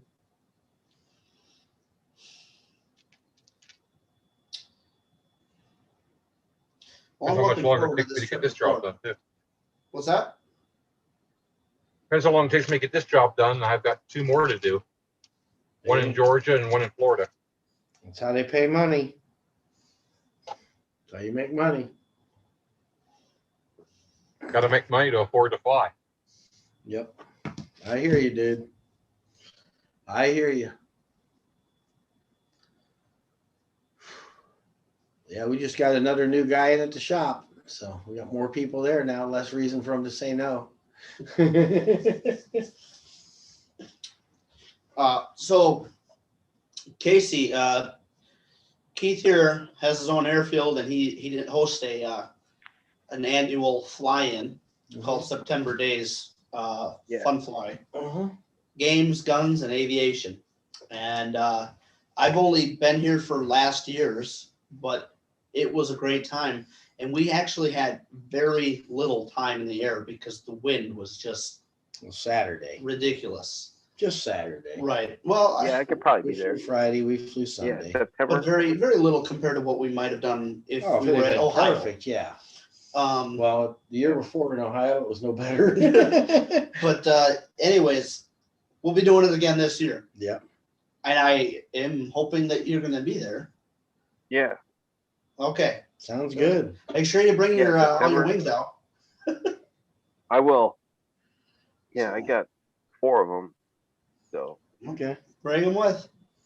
Bring your gear. If He wants to fly your GTR again. yeah, you yeah, I know, can bring that for sure. I've actually flown that's a 20 meter, 22.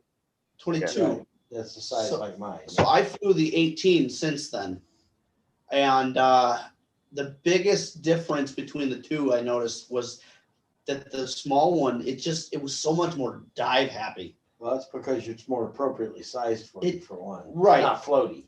Yeah. Right. Did you ever This- watch the video of Mike Campbell Jones when Yep. he's doing that? When he's talking about the way that he designed the GTX and the GTR. No.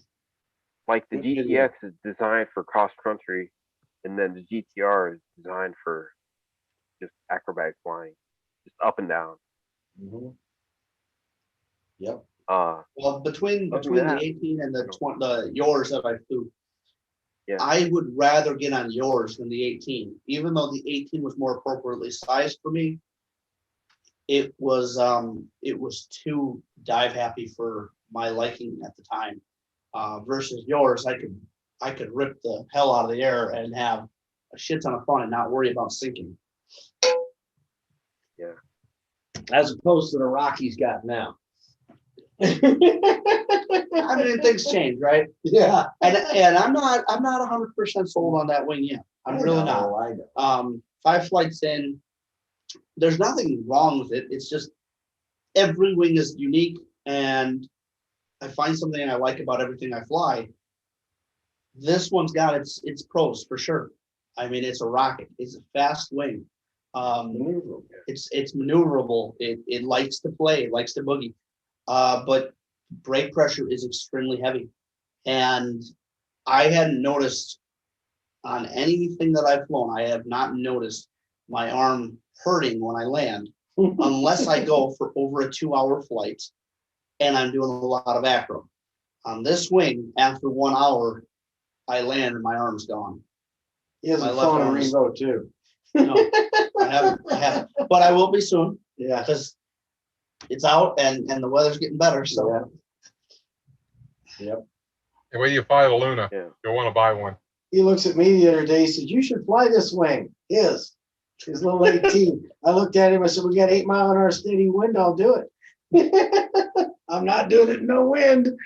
I saw Jerry do that. okay, well that's Jerry's fault because I mean you only got about 5 inches worth of trimmer on that wing, maybe Oh, 4, he left him out. and he launched at neutral. He let him half out, and You don't leave I'll tell you what, wing. that wing for having such little trimmers, it They're makes a effective. huge difference. They're very effective. And he let him halfway out because that was neutral and it's a reflex wing. He was like, you have to launch a reflex wing at neutral. That's funny. I was like, that's funny because yeah? every wing I Go own, for it. both of my primary wings are reflex wings, And you launch. and I big launch trimmers them in all the time unless it's windy. And that's same for me. That Universal's a full In reflex. fact, I launched the Hadron XX with the trimmers all the way in and the flaps 1 notch added to it. Yeah. Yeah. That Especially when Universal, it's like, I've never launched that Universal with anything other than full trimmers in, except for one occasion where I landed with them at neutral and I tried to take off at neutral and I think I got it, but it was a long run. And I mean, you know how fast I climb. It still took me a hell of a run with that wing. This wing, I cannot imagine trying to launch at neutral, yeah. especially on a no wind day. And when Jerry was trying to fly it, it was extremely light winds and it was variable. You know, yeah, light, So and, it's just- light and shitty. Yeah, light variable. In other words, worse conditions. Yeah. But he had him at neutral and he ran like hell. And he's like, all I could feel was the strings. I couldn't tell that there was a wing above my head. So yeah. Like, well, first of all, let's pull these in. Lay it out, try it again. Yeah, off the ground that time. Oh yeah, he didn't take too much, but No. he still said it's way too fast takeoff, way Yeah. too fast landing. On the other hand, he hasn't flown me on the other hand, his motor weighs 80 pounds. Mm-hmm. Yeah, it's a heavy beast. Yeah, he's got that Parajet, the old Parajet, the Zenith. Zenith, with a Polini Pollution. 200 or 220, I forget. 200, and it's 200, liquid cooled. yeah, liquid cooled. Polini Thor 200. Yep. It's a heavy beast. Yeah, it is. He didn't have almost any fuel in there at all. That's but that's his tandem rig. If you can run, he can launch you. Tandem. yeah, Yep. You have that kind of power, but I can't imagine carrying that thing on your back for any length of time. He's 165 pounds and he flies it all the time. I in fact, Doesn't even notice it the way you look at him. in fact, it's rare to see him fly other equipment. The only time I see him fly any other unit is if a student has been out there practicing taxiing and he's about to solo them and he wants to check the wind and it's already laid out. He'll hop in that training rig and go up rather than drag his gear out. That's how the nitro got. Yeah, he used to have a nitro and he had a wing that was way too old. He knew better. He made a poor choice. He paid the price. The nitro is no longer in existence. Oh, he had an exploding nitro machine. Well, To my understanding, it was what, a full stall? yeah, well, look, from what I understand, it was, yeah. I wasn't there. It went parachute. The wing went parachute on climb out. Fortunately, it was pretty low, but it still he hit on his butt on a nitro going straight down. And the crumple zone worked. Unfortunately, it took out the entire paramotor. Frame. There isn't much of a crumple zone on those things. The frame just destroys itself. Oh yeah, those do not take that kind of impact. Yeah, trust me, I But- know. I butt landed one. There's nothing left of them when you do that. I will say, when we are talking about somebody falling out of the sky, he still got up and walked away. He's Yeah. still flying. He's not hurt. No. That's a pretty good ending. Yeah. It sucks that his equipment is destroyed, but poor choices were made and price was paid. And the wing will never fly again.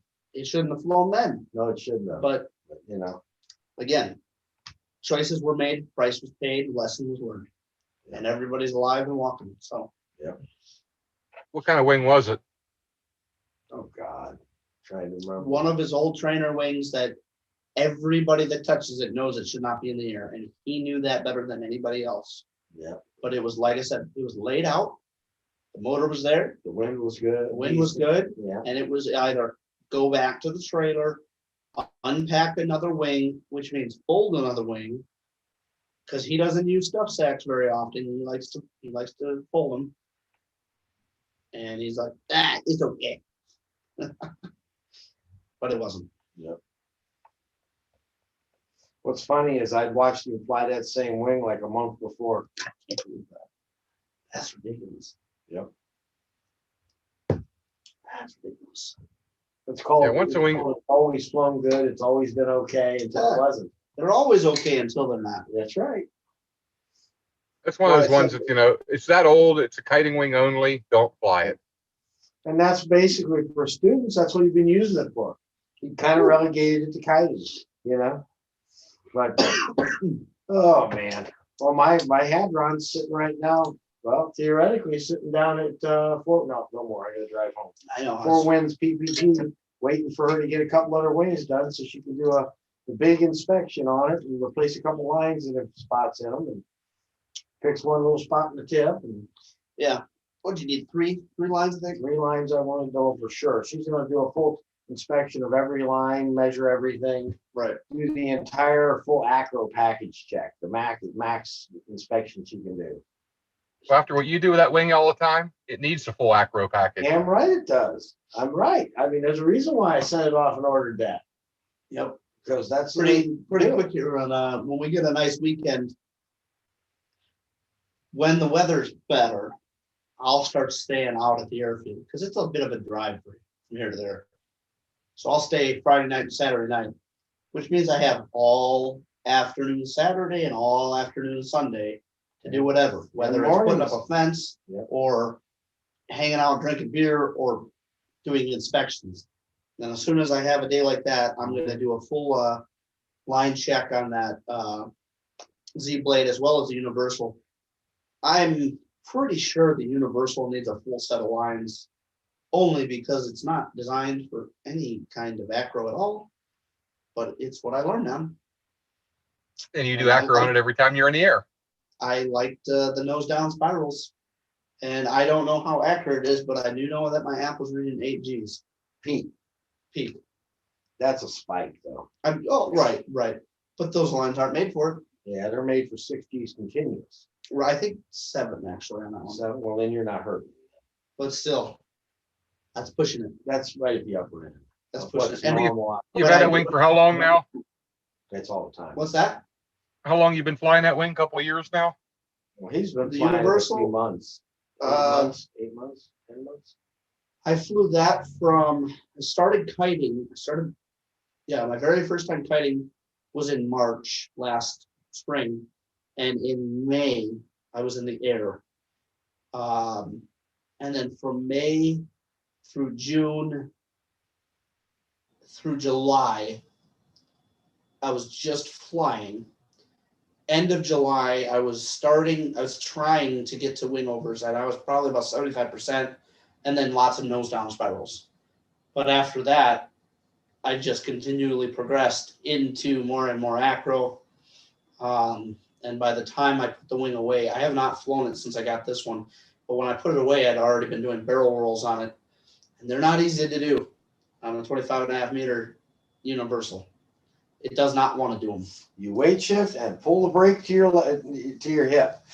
You gotta do like four wing overs or To get a nose speed down just to build enough energy. Well, that and the fact you were flying the top 80 at the time. No. When I was doing that stuff, I was on this new motor. Oh, okay. Oh, yeah, we gotta talk about that too. Mhm. Nick knows about a top 80 doing that stuff. Yeah. Hey, I've been able to get wing overs going on it so far, but You know, I don't think I can do the barrel roll. I don't got enough power to really you get don't on need it. an engine to do a barrel And I'll roll. tell I've you- done it with the engine off. I'll tell you what though, that those swan arms on there are aluminum tubular style. They are not meant to hold that kind of G. So be careful. Supposed You got- to be at least 6 Gs. You have the ones that are on there are not the standard. Those are the high performance extra weight shift sports style that they offer specifically for that purpose. But I don't know how hard I would push it because I wouldn't want to have them do exactly what I've had it happen in the past where they fold in half. That was because But somebody that's, backed into that's it. because somebody backed into Had it. nothing to do with flying. Still, it makes me wonder. There's no load on It those makes me bars wonder- except for holding them out in place. Right. No, I agree. And all the loads on the straps. All the bar does is hold it out from you. Positional authority. Right. Yep. It's way more likely to bend this way than this way. So that's a whole other topic that we have discovered the other day. Oh yeah. Keith has lost a considerable amount of weight in the last year since he had done his last hang check. And he looked like he was leaning when he came in for landings, and I knew something wasn't right with mine. And I said, let's do a hang check just in case. It ain't gonna hurt. By the way, that was Saturday. That was Saturday. And so we hung him up, and you were sitting at what? 23 degrees. 23. Now, ideally, we were looking for 16. We're all laughing at me, going, "Look how far you're leaning Hey, back." look at you, you goof. You're gonna come in on your ass no matter what you do. So Yeah, I always wonder why you were leaning back so much when Got you mine swoop into set to land. 16 degrees Oh. now. well, Yeah. we moved it back to the 16. third hole, but we might be able to move it to the second. But you want to try it like No this? We way were I'm at moving 20. it any further. No, I'm at 16. 16 is ideal. 16 is where I'm at. Okay. Yeah. Well, we got him straightened away. We got him adjusted, and then it was my turn. And so we hooked it up and He climbed said, up in there, and he's like, "Well, okay, where do I?" I'm like, "I'll tell you right now, we don't need no gauge. Something's not right here." 52 degrees.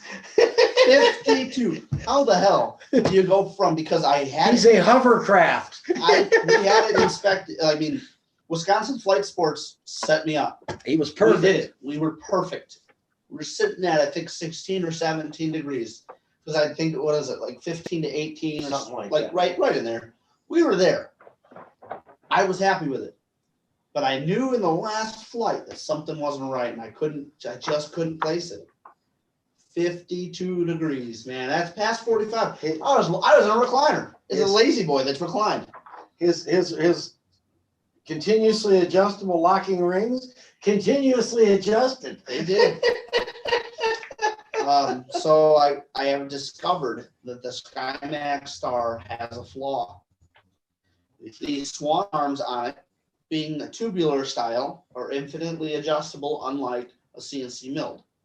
However, they hang in a way, they're shaped in a way that when you are sitting in the harness in flight position, And you weigh nothing. and you don't, I'm 160 pounds right now. I'll be back down to 150 when summer hits. So it's going to be even worse. When you slide them all the way back, you run out of lateral adjustment. So then it starts becoming vertical adjustment because they bend, they come down. He's almost at the apex of the curve. So we moved them all the way to the apex of that curve.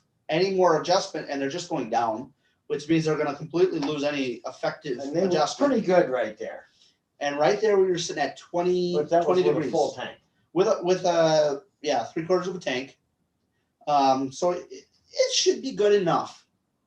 It's definitely better than 53 It's degrees. further than it was when you said it in Wisconsin. Right, it's better. But when we said it, I had a completely empty tank. Right. So that's my fault, or their fault, because we didn't know any better. I don't know. That's what It was a mistake. But Yeah, shouldn't you set it for like half a tank or 3/4 tank? Half or For the, empty. yeah, a half, a quarter tank, wherever you're going to be at consistently. I don't always fly with a full tank. I don't always fly with an empty. I like to set it for empty. That way you lean back a little more when it's full. You don't end up leaning over. And that's the way I like to set it empty. I'd rather lean back just a hair more than end up feeling like I'm falling out of my seat. Yeah. Well, anyways, we had them all the way adjusted back as far as we could without making any wasted adjustments. Tighten them as tight as I could. They're only Phillips head screws, but tighten them as tight as we could. Took a flight, I landed, and they were already moved another inch. Now he's not flying flat and level. Needless No, to say. It's since he got the new wing that this is and it's becoming more and more of an issue. In fact, when I first got the wing, Tom was asked, because I got it from Tom Kubat. He kept asking, he's like, "How is it? How is it?" And I'm like, "It pulls really hard at the right all the time, and I can't figure it out." Well, maybe it's because I was sitting back so goddamn far that every time I hit the throttle, the torque would spin me right around. Torque twist. I mean, I was not in a riser twist at any time, but still torquing. It was torquing enough to make the difference. It was a lot better after we readjusted it. We readjusted it. It flies a lot straighter when I let it. But I will say that full trimmers out, full throttle climbing. I got to hang my arm on the tip steer line to keep it climbing straight. But I'm okay with that. Keith and I have actually been discussing trying to come up with a design for some Lamars. Yeah, well, basically Lamars that will be clamped onto the spars and rigid, rather than the ones that hook into the nets, because the net is too soft and most moves to where they're kind of ineffective. But make it more like a combination between what they have on the Scout and what most of the other paramotors are. Yeah, I mean, there's nothing wrong with the offset style that we have. What's the one Tom flies now? Puma. The Puma. It has a combination. It has a combination of both. Well, that's his. Well, you could 3D print something and put on your spars. It's easier to do what they did on the Scout and build them out of aluminum at first, though, and then 3D print them once you get all the angles figured out. Yeah, we're gonna fiddle with a little bit of tin and some, just tin snips and a pair of pliers or something, just to make it work. Wrap it around the tube, pull it on. If you got a round tube like his, yeah, mine's a flat CNC, so it's easy to fasten them on mine. All right, you throw that in the vise, whack it with a hammer, and bend it. You got it, or put it in the brake and do it the right way. You have a brake? Yeah, I got a sheet on the brake. It's set Look back. at you, fancy. I don't have one of those. Well, I do fabrication by hand. Well. Forge, fire, hammer, manly stuff. Redneck fabrication. You got it. What do you say? That's redneck fabrications. That's nothing wrong with that. We built this country from coal and fire, man. Mm-hmm. Yeah, see, I got the hydraulic brake now, and CNC mill. I make it look better. But we're gonna go ahead and try and come up with something, because pretty soon. Yeah. The research shows, and if you haven't seen them, there's a couple videos out there where they kind of dive into the advantages and disadvantages of the Lamars, static versus fins, all the different styles of compensation, whether it's weight shift or Lamars. The other day I was flying a freaking Nirvana rodeo, and you know what they use for compensation? They got a strap that comes across at an angle, and it works pretty good. Right. But you got to constantly be adjusting it to make it work pretty good. Right. Yeah. But if you haven't seen the video, Tom Kubat put out a video going in depth on that stuff. Yep. He sat down with a whiteboard and markers and rulers and he drew a whole graph out, and he went into depth about it. And it was a very educational video. He did really well. Mm-hmm. But he's like an engineer or something for Cummins. Yep. So he's pretty smart to begin with. So what we got, Rob? He's had both. Rob McKeeman says, I've had both the GTX and the Lunar 2. Both are great. Agreed. Yeah. I've flown a GTX. It was too big, but I flew it. It was one of my favorite wings I've flown. And I flew the Luna too, and I got to admit, really fun wing. Yeah. The Okay. biggest downside is that it doesn't have the tip steer. But Yeah. I kind That's of it. wonder if is there a line that runs out there, Oh, I'm sure there's a line you could tie. and you Oh, could the probably I'm The sure you Luke has could do tip it. steer on it. No, it does not. Oh, No tip steer. They have tip steer No toggles tip up steer. there. Nope. Nope. No tip steer. What the hell No are the 2D toggles at? hookup. No, it's 2D, Yeah, but it has tip I steering mean, toggle. there's got to be a line that you can No, the one you utilize. can use it. There is a tip steer. It's not 2D. No, there wasn't. Break. Why couldn't you just tie? You couldn't tie it. I don't know. You'd have to look it up and find a diagram of the lines, but there's got to be something that you can tie. PPG Luna 2 manual. But yeah, that's the big downside to the Luna 2 is that they say you can't tie in 2D PPG steering. Luna 2 manual. I can't see why you can't tie. It's got tip steering, got toggles up there.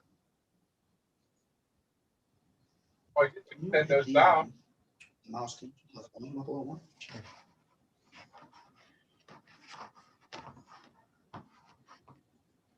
the hell is it?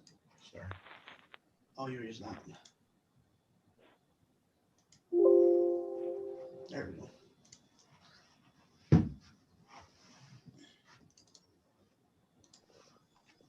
That was one of the first things I went to tied. Like, You're breaking up there, Nick. We're barely hearing you, Nick. Oh, hold on. That's why I stopped for a second. Gas incinerator. Ah, okay.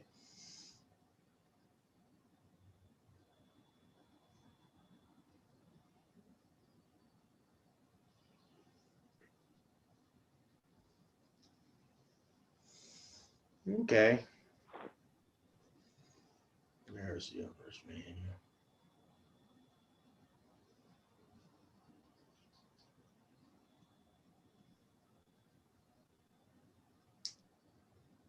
That's why you put that. You've got the lines there.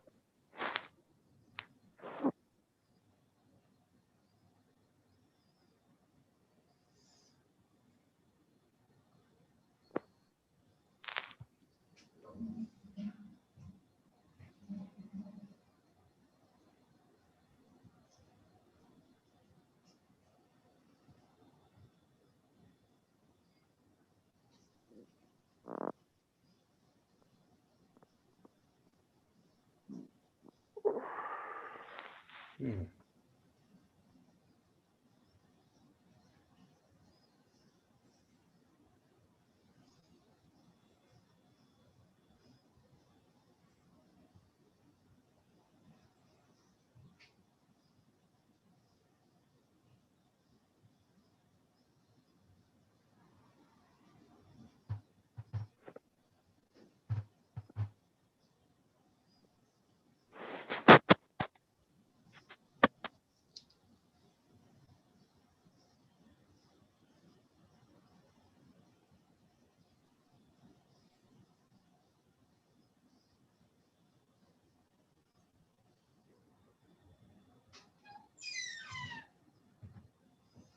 Try to look something up in the manual here.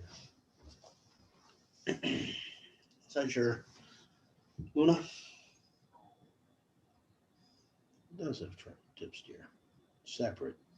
What? I was thinking it didn't for some reason. Everything I've heard about them is that you can't tie in 2D steering. Hmm. Now, why is that? I don't know, probably because nobody's done it. You ever read anything about Revo 2 being tied in? Neither have I. No, but I've never looked. I have.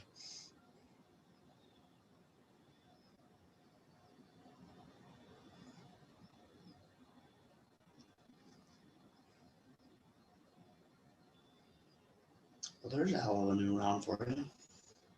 Damn. Damn. 14.9 SOP. The 1690 grain projectile leaves the muzzle at 3,350 feet per second Damn. with 42,000 foot-pounds of energy. It stays supersonic out to 5,400 yards. Damn. That's ridiculous. Yes, sir, it is. Wow.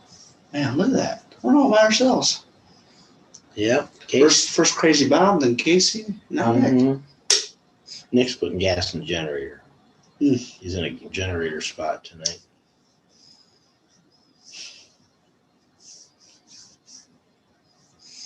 We got to invite somebody on the show that normally isn't down here. Mm-hmm. How about, let's see, next Monday? What about Kyle? He's been on. He was on the first episode. Okay. Because I invited him on. Had him on and had Anthony Vell on. Oh. What about Chris Santa Roach? We could talk to him. Yeah. Have you had Tom on here? No, I don't think we haven't. I don't think Tom's been on. That'd be a good one. Oh.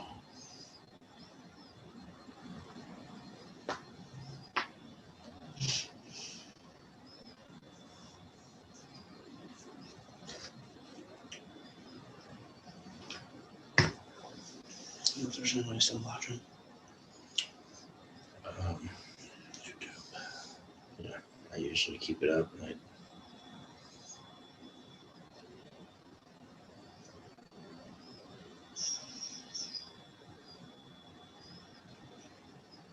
The last comment was Robin Turn. Welcome back. hey. Two people. Mine says one. Haven't refreshed. Maybe I'm one. And I'm the other one. And I'm the other one. But there it is. Yeah, must be. We're basically in after show mode. Yeah. Because there's nobody watching. There's nobody watching, by the way. There's only two people watching, and the only two people, and we're both looking at the show. So we're at Tristan and I are the last two. Yeah, last comment was Rob at 8:58. But it's kind of late. Yeah, it is. I'm gonna have to get going home shortly. Yeah. That was 5 Yeah, I'm o'clock. signing It's off. entirely too early. John of the Jungle suggested that we get together and rent a couple places on Dog Island for a weekend. Just That'd be east fun. of St. George. That would be fun. Hmm. Only problem is renting a place means you're kind of tied there. True. And of course, on the other hand, you could take trucks and stay there Right. We and would not need a have to truck. have a bus. But on the other hand, the bus is nice because you can walk in the back and make food on the way down and not have to stop. Yeah, you never Use the stop for bathroom. fast food, never stop for bathrooms, Nope. and you never stop in general because they hold so much freaking fuel that you can non-stop You travel. got it. Kind of like my truck. It's a non-stop thing. No, your No. truck still has to stop to put gas from one tank to the other. This doesn't have So- to stop for anything. I drive these I got two of those buses. They're a little newer, but two of those buses in my fleet at work. I've ran them from here. Yeah, he cut a shit ton of hair off. I noticed that. I ran one of those buses from here way up into Wisconsin. It was about an 8-hour drive. When I left, I had 3/4 of a tank. I don't know what I had when I got there, but I drove around running the Air Force Band from gig to gig every night for a week. And it was like the day before we were leaving, and I thought I should fill up the tank. Unfortunately, in the area that I was at, there was no truck stops. There was one gas station that I found. It took me like an hour to find it, but there's one gas station I found with a diesel pump, and it was a standard diameter, like a gas pump. Oh, God. And when you have a 200-gallon tank It takes a while. that is 7/8 of a way empty, you don't want to do that. Okay? You just don't. You might as well just drive 20 miles down the road to Faya and trunk stop and 20 miles back, because you're still going to be done before you would have otherwise with this pump. Dude, all right, let's go. Climbing straight up the side of a mountain. That's ridiculous. I'll do it. Yeah. Oh yeah. I mean, you're gonna have to work the legs out a little before, but I don't know that I want to carry the GoPro on the selfie stick, but unless it's hooked to my belt or something, you know. No, a 360 camera on a selfie stick would be better. No, it could be. You don't know. It depends on how you shot it. You Yeah, know? I mean, all we have is a still picture, so. Right. Even better, you climb All up right, there, well, I'm signing off, guys. then you pull out your base Yeah, rig okay. and you race down. You All right. have fun with that.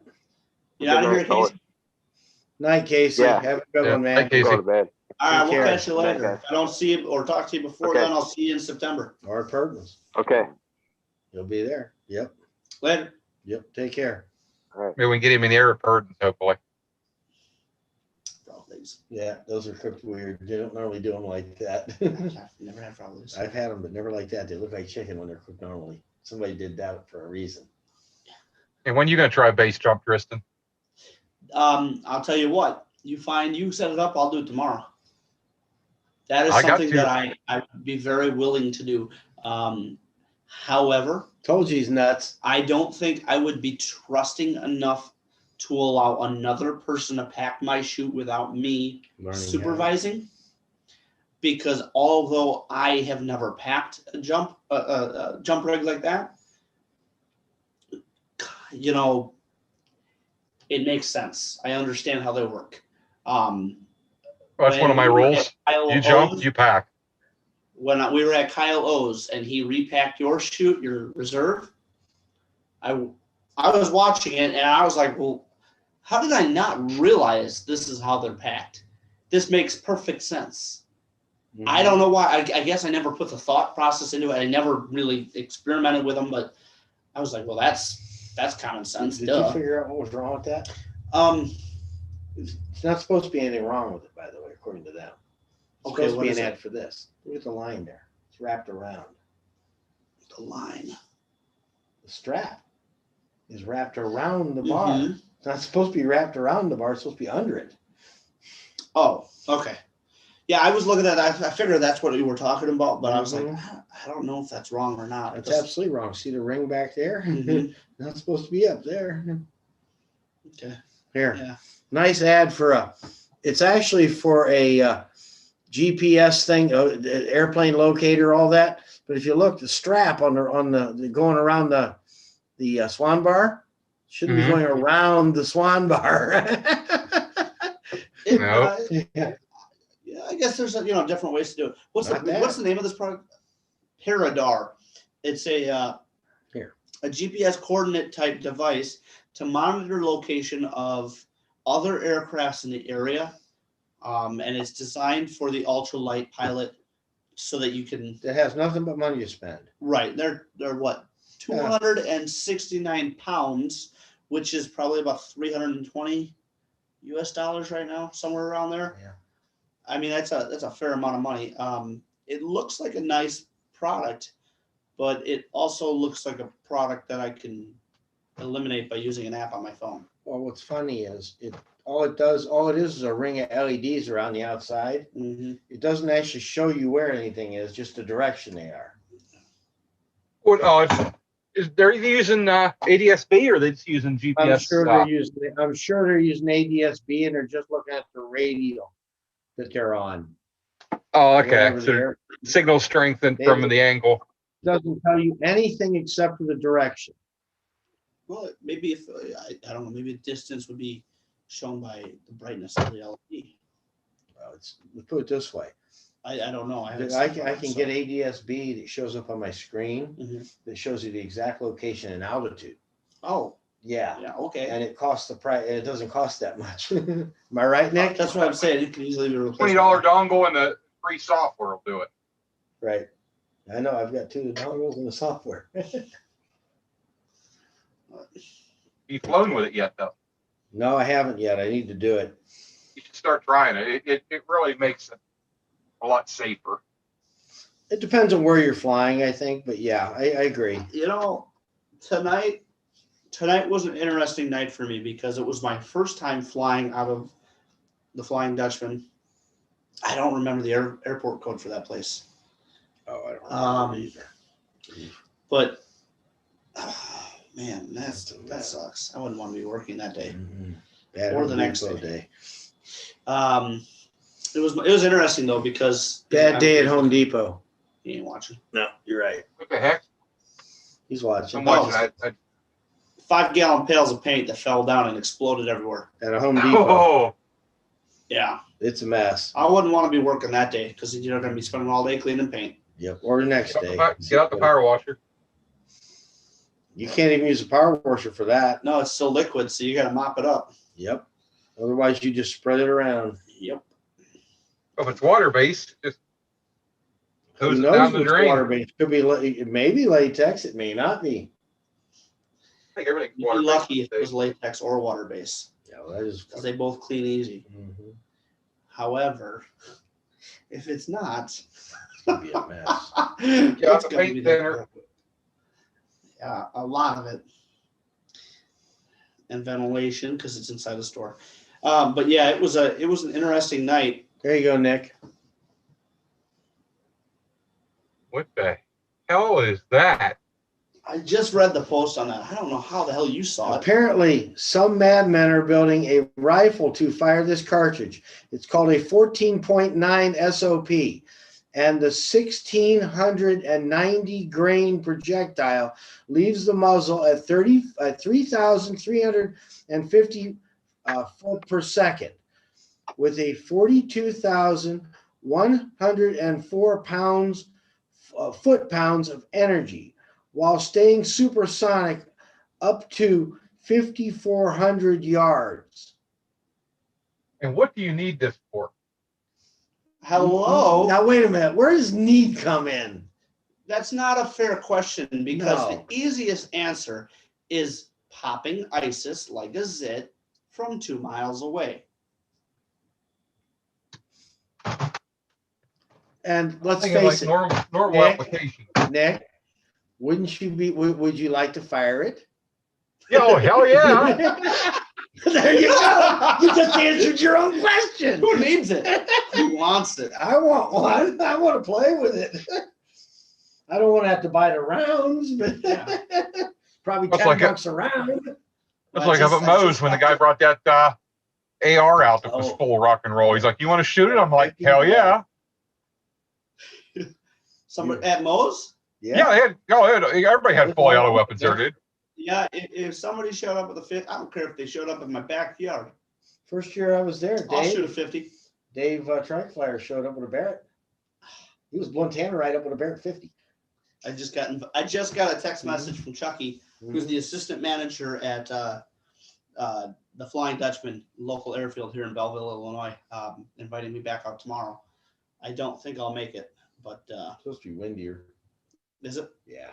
Yeah, that's okay. I don't think, I mean, I got prior obligations anyway, so I don't think I'll make it out there, Mhm. but it's nice to be welcome at an airfield that up until just recently when I showed up was not very welcoming to the ultralight, especially paramotors. It's funny because I fly into their events all the time and they're always real friendly.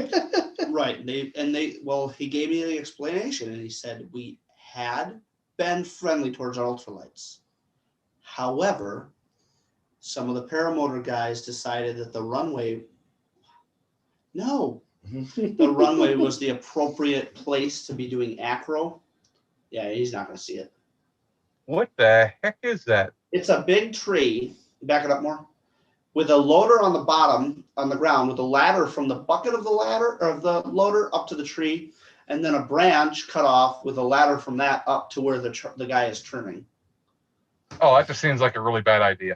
So in other words, as soon as he cuts off the first limb, it's going to fall and it's going to take out one of 2 ladders, therefore completely enabling him to be stuck in the tree.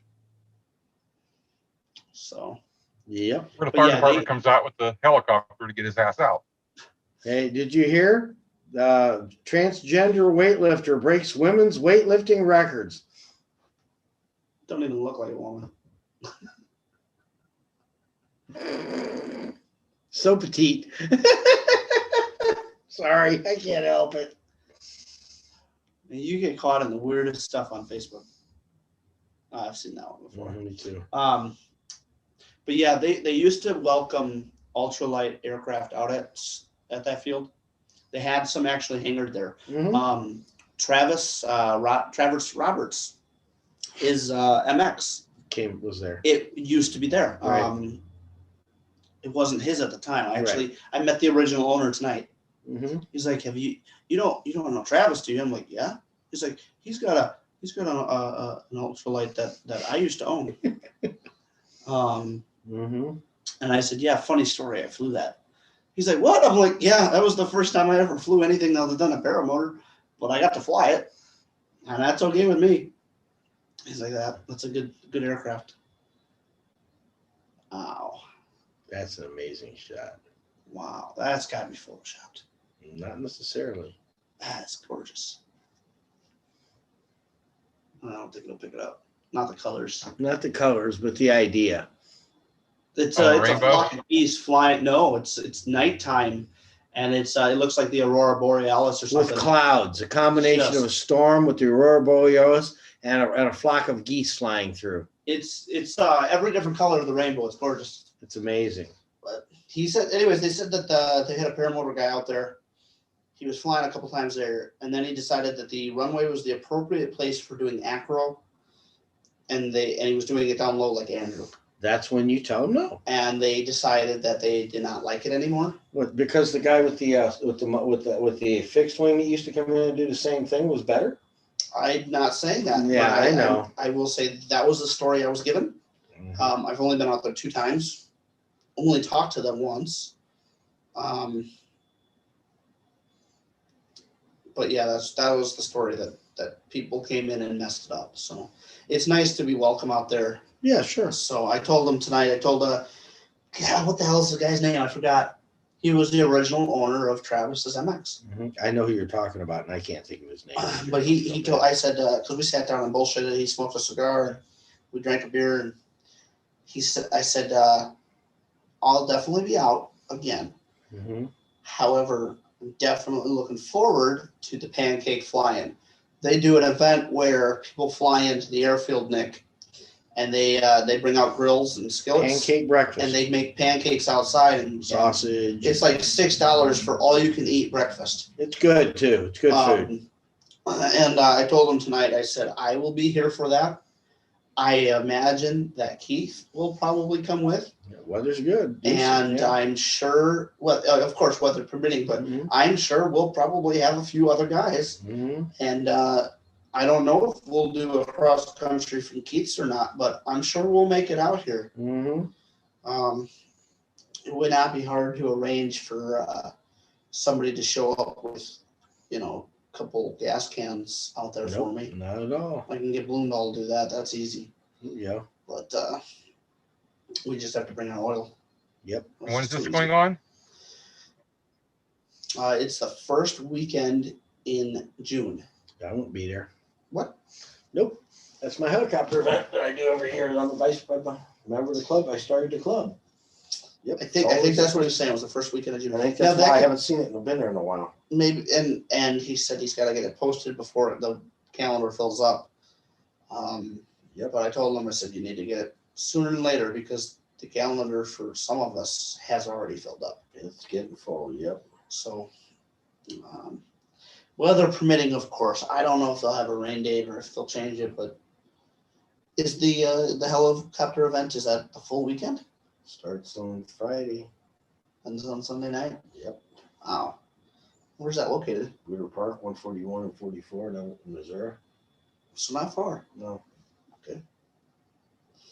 Weeder Park. You Can't fly find it a down paramotor there now. The county forbids it. Okay.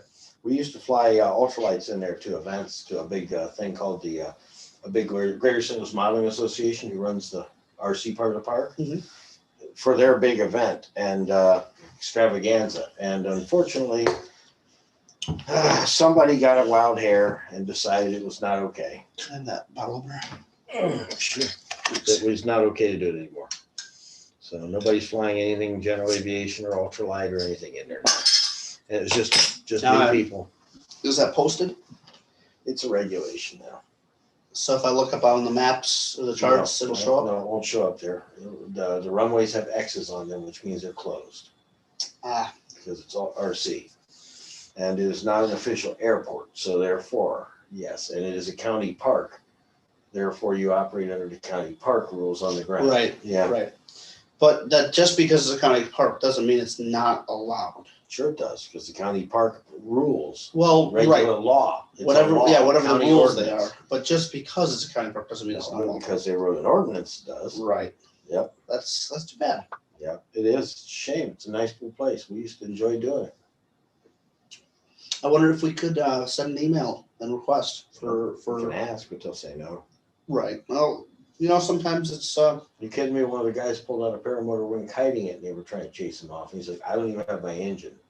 And they couldn't very well chase him then. no. They had to let him off. But he's like, I'm just kiting to show him the wing. Because like our county, entire county parks, one of them, we have exclusively our helicopter club, primary, I should say, use. And I pulled the wing out there and kited it for guys. But that's all. I won't fly the motor. Get the motor out. That's too bad. Yeah.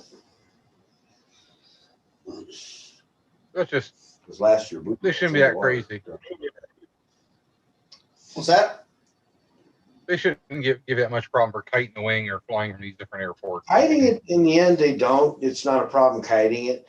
They thought the guy was going to fly. That's why. So they were all tight. And as soon as they found out he wasn't going to fly, he didn't even have his motor with him, they were okay.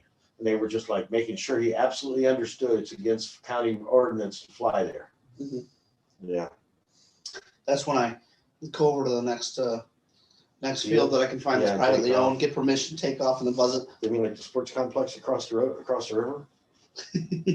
I've thought about it. Trust me. No, they wouldn't care if you flew over it. They don't care about No, they that. can't. They don't No. control the air. No, It's a county park. right. It doesn't matter. It could be a city park, as long as it's not heavily populated. Right. Yeah. And if it is, just climb a little higher. Mm-hmm. What's offhand here? What's if it is a heavily populated area? How high do you got to be? There is no legal height. You're not supposed to fly over a heavily populated area. What I've been told by FAA directors 3 occasions is the reason why it's a gray area, but you need to be able to glide clear of it if you have an engine failure. Right. Yeah. So I've actually I've crossed over small towns before. well, And a couple Belleville is not thousand. exactly a small town. You can't glide over Belleville. I I've flown. flew south from the high school Mm-hmm. and then that way, and the wind shifted, and that was the day I found Flying Dutchman on accident. Okay. And I buzzed the airfield there, and then I shot across the highway. I climbed, and I was like, okay, you know what? I don't know where I am anymore. I need to get back. And I just pulled it up on Google Maps. I'm like, okay, directly that way, and I flew directly that way. But I was over heavily populated, so I just kept climbing the entire time. And the entire time, I'm checking airspace because there was planes and helicopters coming through left and right, and I was picking places.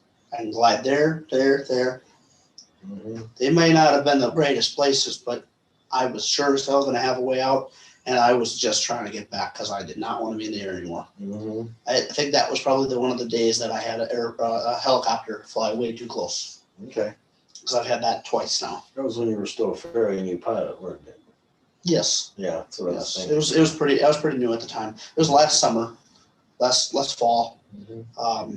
But yeah, I've had twice. Once out at your field and once out here. I've flown by helicopters many times at sea. It doesn't bother me at all. Only time it's a problem is if they fly right over you. So they didn't fly right over me, but they were flying directly towards me. I changed my course. Make sure your wing shows up, big wing. I'm doing, yeah, I'm starting to turn so they can see me. Mm-hmm. And I just keep going sideways and climbing away or dropping lower. I try to climb because,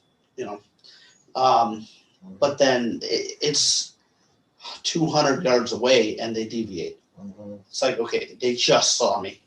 Or they weren't would paying have. attention. Though. They weren't paying attention. Because they can't miss a 25 meter. Bright different colors, your multicolors, big wing, yeah. And that's what I was flying both times. And Mm-hmm. now with the other wing, it's even brighter. It's orange. Mm-hmm. So there's no reason for them to not see me. But yeah, they got too close for comfort for me. And it was like, even if they never deviated, I would have been fine. Yeah. But you didn't. Yeah. I don't like that. technically the rule is you have to get out of their way as an ultralight pilot. They don't have to get out of yours. Except for they can't make a dangerous situation, which is also against the FAA, right? Which is exactly Flying what they straight do. at you. Yeah. Yeah. Yeah. It is technically your responsibility. What's funny is if you're flying a hot air balloon, everybody else has to stay out of your way. That's because you don't it's have the least directional control. But a sailplane, a power plane has to stay out of their way, even though some of them have better directional control because they can't climb. They have to go down unless they're in lift. I mean, but it's performance. That's how Right. they look at it. Right. But yet they decided an ultralight has to stay out of the way of everything. But we can't get out of their way. And that's just it, you know, like, Right, Nick? Mm-hmm. A paramotor's hard to get out of their way, especially if you're flying like your K2 or my old APCO or something like that. You're just like, okay, let's collapse this bitch. It's the only way I'm getting out of the way. big ears. Not all you can do. Be stall. Let's make a hot dog butt out of it. Oh I man. tell you, the K2, you put it into a dive face down. That's about the only way to get down with that thing. That's the same. Yeah, that I don't know if I want to do that with the APCO. I've never done that. It'd do it, but I mean, Of course it would do it, Yeah. but at what point would it not want to continue? I don't know. It's built just like his K2 in a lot newer condition. Because mine doesn't have the hours on it. But yours is older technology? Mine, what year's your K2, Nick? I don't know what year that one was actually made. There's no date on those. That's the bad thing. Really? Tag's supposed to have a date on it. Supposed to have an Nope. inspection certificate and a date. Absolutely. None of the Skywings Wow. I've ever seen have one. Yours does. Yeah, mine definitely does. And so does John's. John. John. Yeah. He's the one hardly ever flies. what's he One flying? that cut himself up with the sky. Okay. Or himself. Yeah. Yeah. So there's been 2 Skywings out at the field and they both have tags. Yeah, the Definitely. older ones didn't have. They have the serial number. Oh, you can look it up then. Oh. You can call them and they'll tell you, yeah, from the serial number. Maybe on the early wings, that's something, yeah. Because my APCO has the date on it. That's Well, what I if know that's what it if is. that's the case, then that tells me that wing's pretty old. Yep. Maybe around my age, you never know. I still feel like your APCO would be older, It could be. but I don't know. It's got the same style. I can tell you the snout looks an awful lot like his. When you look at the two, there ain't nothing hard inside the nose on those things, on either one. Yeah, I'll stay away. Technology has come forward for a reason. Yep. Like I said, it's fine. Yeah, you got to fly one of these older wings one time just to try it. It's fine in calm air. I know it will handle more than that, and I know it will. I've talked to guys that have flown them in rough air. Well, But right. I have no desire to. And but obviously people flew them in rough conditions Mm-hmm. and eventually they found issues. And that's why the technology changed. Or maybe moved it's just forward. because we came up with better ways to do things and made things easier. That could be too. That definitely could be. Maybe it's just easier to do it that way. APCO was known to make very stable wings in the day. I don't challenge Mm-hmm. any of them that are making wings now, because I tell you right now, I can't do it. No. Not without Oh God, no. lots and lots of hours of practice and training. Mhm. But we're advancing with what we have. Oh, it's amazing. Full reflux? Are you kidding? That full reflex sits for 2000. Right, but it's a lot better than before they had it. Oh no, I agree. That's what I mean. Whoa. Fake flux? Right, Nick?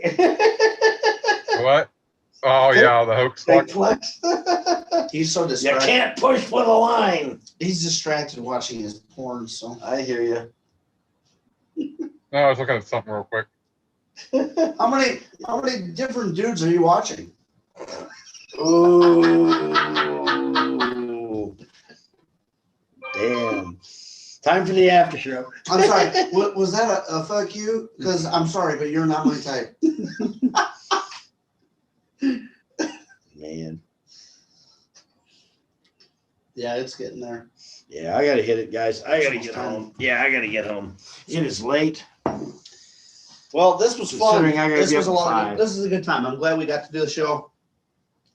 It's good talking with you, Nick. It's good talking. Yeah, you with, gotta get out here more often. Yep. Yeah, you know, every Monday is a little difficult for me, but I got no problem doing it occasionally. I'll exit it. I don't know. Okay, that's fine. Okay. I'll take it fast. Yeah. Right over here. Yeah. What's this? Nick sent me something on Facebook. Oh boy, what could that possibly be? Attachment unavailable.